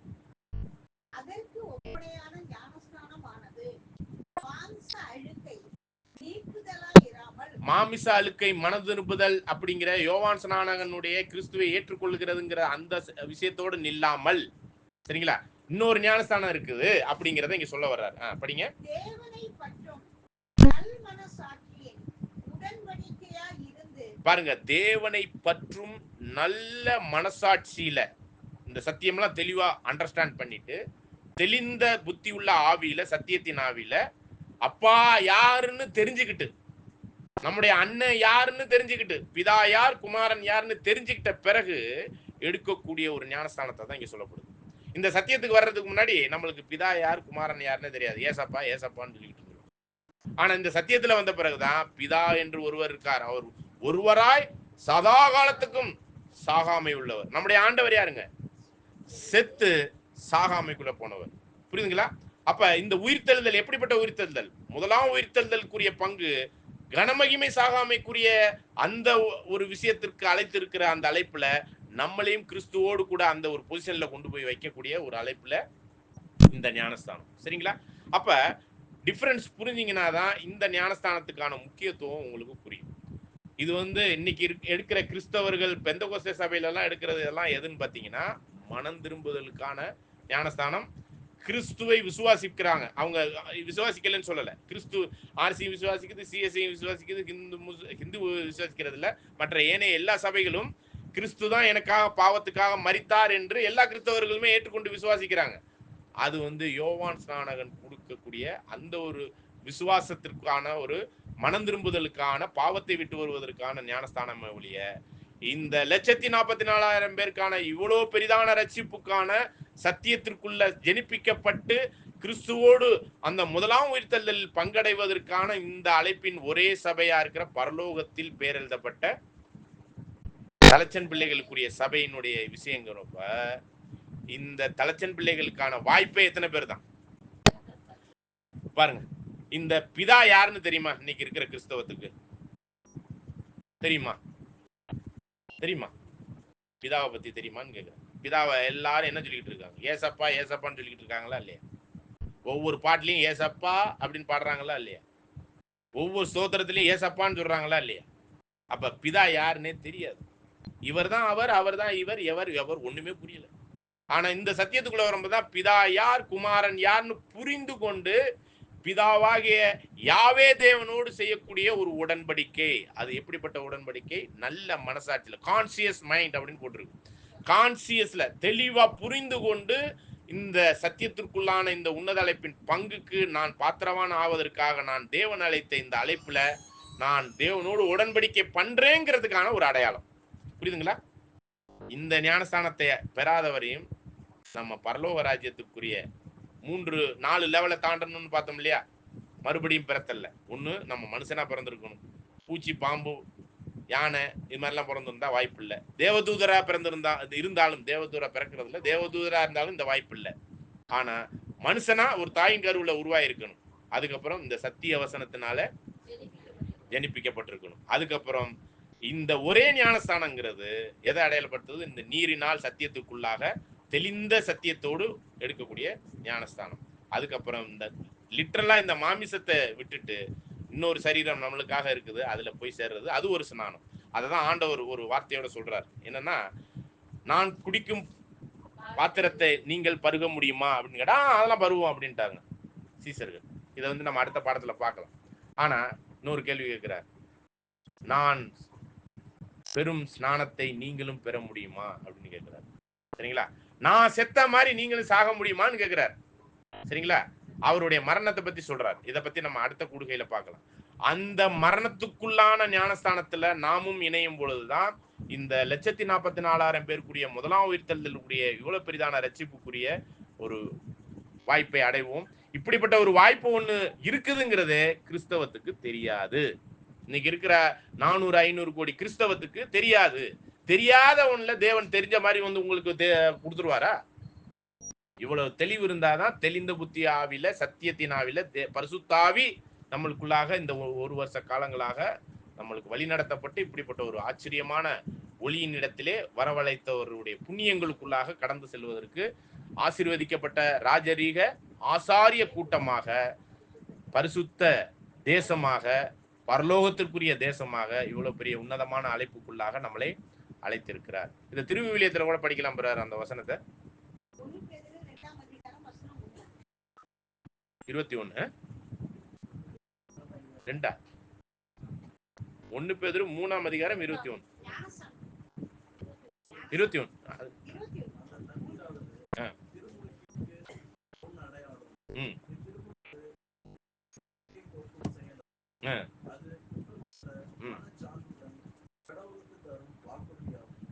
வாக்குறுதி, உடன்படிக்கை. தேவனுக்கிட்ட வாக்குறுதி கொடுக்குறோமா? தேவனே நீங்க சொல்ற மாதிரி நான் என்ன பண்ண போறேன்? உம்முடைய சத்தியத்தெல்லாம் கேட்டுட்டேன், அதை விசுவாசிக்கிறேன், அதன்படி நான் நடப்பேன் அப்படிங்கிறத யார்கிட்ட வாக்குறுதி கொடுக்குறீங்க? இப்போ கடவுள்கிட்ட. அதனால பாருங்க, ஒரு 2 வசனத்தை முடிச்சுட்டு நம்ம அந்த இன்னைக்கு கூடுகையை முடிக்கலாம் பாருங்க. இப்படி இந்த உடன்படிக்கைக்கு உட்படுறீங்கன்னு வச்சுக்கீங்களேன், அந்த வாக்குறுதி கொடுக்குறீங்கன்னா, சங்கீதம் 25:14 சங்கீதம் 25:14. ஆ. கர்த்தருடைய ரகசியம் அவருக்கு பயந்தவர்களிடத்தில் இருக்கிறது. கர்த்தருடைய ரகசியமாகி இந்த பரலோக ராஜ்யத்தின் ரகசியமாகிய சத்தியம் அவருக்கு பயப்படுகிறவர்கள்ட்ட இருக்குது. அவர்களுக்கு தம்முடைய உடன்படிக்கையை தெரியப்படுத்தும். அவங்களுக்கு மட்டும்தான் தேவன் உங்களோட நான் உடன்படிக்கை பண்றதுக்கு ரெடியா இருக்கிறேன், நீங்க ரெடியான்னு தெரியப்படுத்துவாராம். இப்படிப்பட்ட ஒரு உடன்படிக்கை ஒண்ணு இருக்குதுங்கிறதே முழு கிறிஸ்தவத்துக்கு தெரியாது. ஆனா இந்த சத்தியத்தை கேட்டு அதற்கு உடன்பட்டு வர்றவங்ககிட்ட தான் நான் உங்களோட உடன்படிக்கை போடுறதுக்கு ரெடியா இருக்கிறேன், நீங்க எல்லாம் ரெடியான்னு கேட்குவாராம். இந்த வசனம் அப்படிதான் சொல்லுது. இப்படி உடன்படிக்கை போடுறதுக்கு நீங்க ரெடி ஆயிட்டீங்கன்னா சங்கீதம் 50:5 படிக்கலாம். சங்கீதம் 50:5.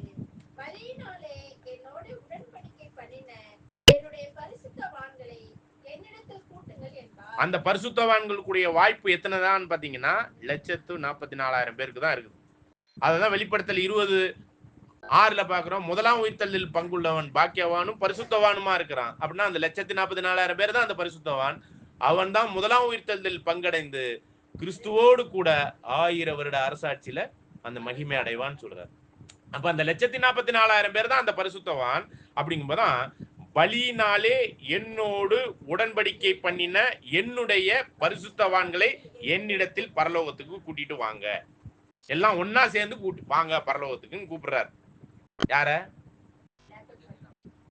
திரள் கூட்டத்தையும் இல்ல, இன்னைக்கு இருக்கிற கிறிஸ்தவர்களையும் இல்ல, ஆர்சியும் இல்ல, சிஎஸ்சியும் இல்ல, பெந்தகோஸ்தையும் இல்ல. இந்த உடன்படிக்கை ஒண்ணு இருக்குதுன்னே இன்னைக்கு முழு கிறிஸ்தவத்துக்கு தெரியாது. யாரோட பண்ண போறோங்கிறதே தெரியாது. இவங்க ஏசப்பா ஏசப்பான்னு சொல்லி கூவிட்டு இருக்கிறவங்களுக்கு ஆண்டவரே என்ன சொல்லிடுவார்? ஆண்டவரே ஆண்டவரே ஆண்டவரேன்னு சொல்லிடுறவங்களை பார்த்து ஆண்டவர் என்ன சொல்லியிருக்காரு தெரியுங்களா? சொல்லும் போது என்ன சொல்றாருங்க? மத்தேயு 7:21, 22, 23. பரலோகத்தில் இருக்கிற என் பிதாவின் சித்தத்தின்படி செய்கிறவனே பரலோக ராஜ்யத்தில் பிரவேசிப்பதே அல்லாமல் என்னை நோக்கி கர்த்தாவே கர்த்தாவே என்று சொல்லுகிறவன் அதில் பிரவேசிப்பதில்லை. அந்நாளில் ஆண்டவருடைய 2ஆம் வருகை 1000 வருட அரசாட்சி நாள்ல நான்லாம் பரலோகம் போன்னு சொல்லிக்கிட்டு இருப்பாங்களாம். ஒருவேளை அந்த நியாய தீர்ப்பின் நாள் வெளியரங்கமாகும் போது அவங்க என்ன கேட்பாங்க பாருங்க, படிங்க. கர்த்தாவே கர்த்தாவே உமது நாமத்தினாலே தீர்க்க தரிசனம் உரைத்தோம் அல்லவா, உமது நாமத்தினாலே பிசாசுகளை துரத்தினோம் அல்லவா. நீங்க நிறைய பேர் துரத்திக்கிட்டு இருக்காங்க, துரத்தட்டும், அவர் துரத்தி விட்டுருவார். உமது நாமத்தினாலே அநேக அற்புதங்களை செய்தோம் அல்லவா என்பார்கள். அப்பொழுது நான் ஒரு காலம் உங்களை அறியவில்லை, அக்கிரம செய்கைக்காரரை என்னை விட்டு அகன்று போங்கள் என்று அவர்களுக்கு சொல்லுவேன். இன்னைக்கு அநேகர் அற்புதம் அதிசயம் நோய் போக்குறது குணமாக்குறது பேய் விரட்டுறது தானே. பேய் விரட்டுறதுக்கு பீமத்தா கோயிலுக்கு போனாலே போதும், பூசாரி விரட்டி விட்டுருவாரு. சரிங்களா? ஆமாவா இல்லைங்களா? பாருங்க எத்தனையோ பிசாசு இருக்கு பேய் விரட்டுறதுக்கு. இவங்க எதை வச்சு எதை விரட்டுறாங்கன்னு புரிய மாட்டேங்குது. சரிங்களா? கிறிஸ்தவர்கள் கிறிஸ்துவின் பேரை சொல்லிக்கிட்டு விரட்டுறாங்க. இவங்களை பத்திலாம் உங்களை அறியவே இல்லை, அக்கிரம செயல்னு சொல்லிட்டாரு. அப்ப என்ன நோக்கி ஆண்டவரே ஆண்டவரேன்னு சொல்லும் போது உன்னை நான் அறியலேன்னு இவங்க எல்லாம் சொல்ற நிலைமையில தான் அநேகர் இருப்பாங்க. இப்ப விஷயம் என்னன்னு புரிஞ்சுக்கோங்க. இந்த இடத்துல நம்ம படிச்சோம் இல்லையா? எங்க படிச்சோம்? சங்கீதம் 50:5 பலியினாலே என்னோடு உடன்படிக்கை பண்ணின என்னுடைய பரிசுத்தவான்களை என்னிடத்தில் இந்த கூட்டுதல்ல கூடப்பட்டு இருக்கிறீங்க, உங்களை கூப்பிட்டு இருக்கிறாரு. அப்படியே போயிடலாம் பரலோகம், வாய்ப்பு இருக்கு, இன்னும் பெண்டிங்ல இருக்கு. சரிங்களா? இந்த பலியினாலே என்னோடு உடன்படிக்கை பண்ணுங்கிறப்ப உடன்படிக்கைங்கிறது அந்த பலியினுடைய ஃபர்ஸ்ட் ஸ்டேஜ். இந்த உடன்படிக்கையின் ஞானஸ்தானம் தான். இதுவரை நீங்க விசுவாசிச்சிருக்கலாம், அதை செயல்ல காமிக்கக்கூடிய ஒரு வாய்ப்பு ஃபர்ஸ்ட் தேவன் கிட்ட ஆண்டவருக்கு பூமியில நிற்கும் போது இது தேவ நீதினு ஃபர்ஸ்ட் அங்கே கொண்டாந்து செயல்பட்ட பிறகுதான் தேவனே என்ன சொன்னாருங்க, அந்த வார்த்தை சொல்லணும்னா நம்மளை பார்த்து என்ன பண்ணணும், இப்போ இந்த உடன்படிக்கையினுடைய ஞானஸ்தானத்தை எடுக்கணும். அப்படி பலி என்ன பலி செலுத்தணும்னா ரோமர் 12:1 படி. அப்படி இருக்க சகோதரரே, நீங்கள் உங்கள் சரீரங்களை பரிசுத்தமும் தேவனுக்கு பிரியவுமான ஜீவ பலியாக ஒப்பு வேண்டும் என்று தேவனுடைய இரக்கங்களை முன்னிட்டு உங்களை வேண்டிக் கொள்கிறேன். இதுவே நீங்கள் செய்யத்தக்க புத்தியுள்ள ஆராதனை. சரிங்களா? இதுவே நீங்கள் செய்யத்தக்க புத்தி உள்ள ஆராதனை அப்படிங்கும்போது, தேவன் ஆவியா இருக்கிறார், அவரை தொழுது கொள்கிற அந்த ஆராதனை முறைமைக்குரிய ஒரு விஷயம் தான் ரோமர் 12:1. அவரை ஆவியோடும் சத்தியத்தோடும் தொழுது கொள்ள வேண்டும். நீங்க இந்த மாமிசத்துல இருக்கிற வரையும் ஜீவனோடும் பரிசுத்தம் உள்ளதான ஒரு பலியை இந்த மாமிசத்துல தான் செலுத்தணும். அப்படிப்பட்ட அந்த பலிதான் பலியினாலே இந்த ரோமர் 12:1 பலிகளை செலுத்துவதற்கு நாம் அவரோடு உடன்படிக்கைக்குரிய இந்த ஒரு ஞானஸ்தானம் இருக்கு இல்லையா, பிதாவாகிய தேவனை குமாரனை அறிந்து பிதாவாகிய தேவனோடு நல்ல மனசாட்சியில நாம் செய்யப்படுகிற, அது என்ன திருவிழியத்துல ஒரு வார்த்தை சூப்பரா போட்டிருந்துச்சு, வாக்குறுதியா, அந்த உடன்படிக்கை அப்படிங்கிற அந்த ஞானஸ்தானத்தை பெற்றுக்கொண்டு உங்களுடைய ஓட்டத்தை தொடர உங்களை அன்போடு பரலோகத்தின் சார்பாக வருக வருக என வரவேற்கிறோம். நன்றி.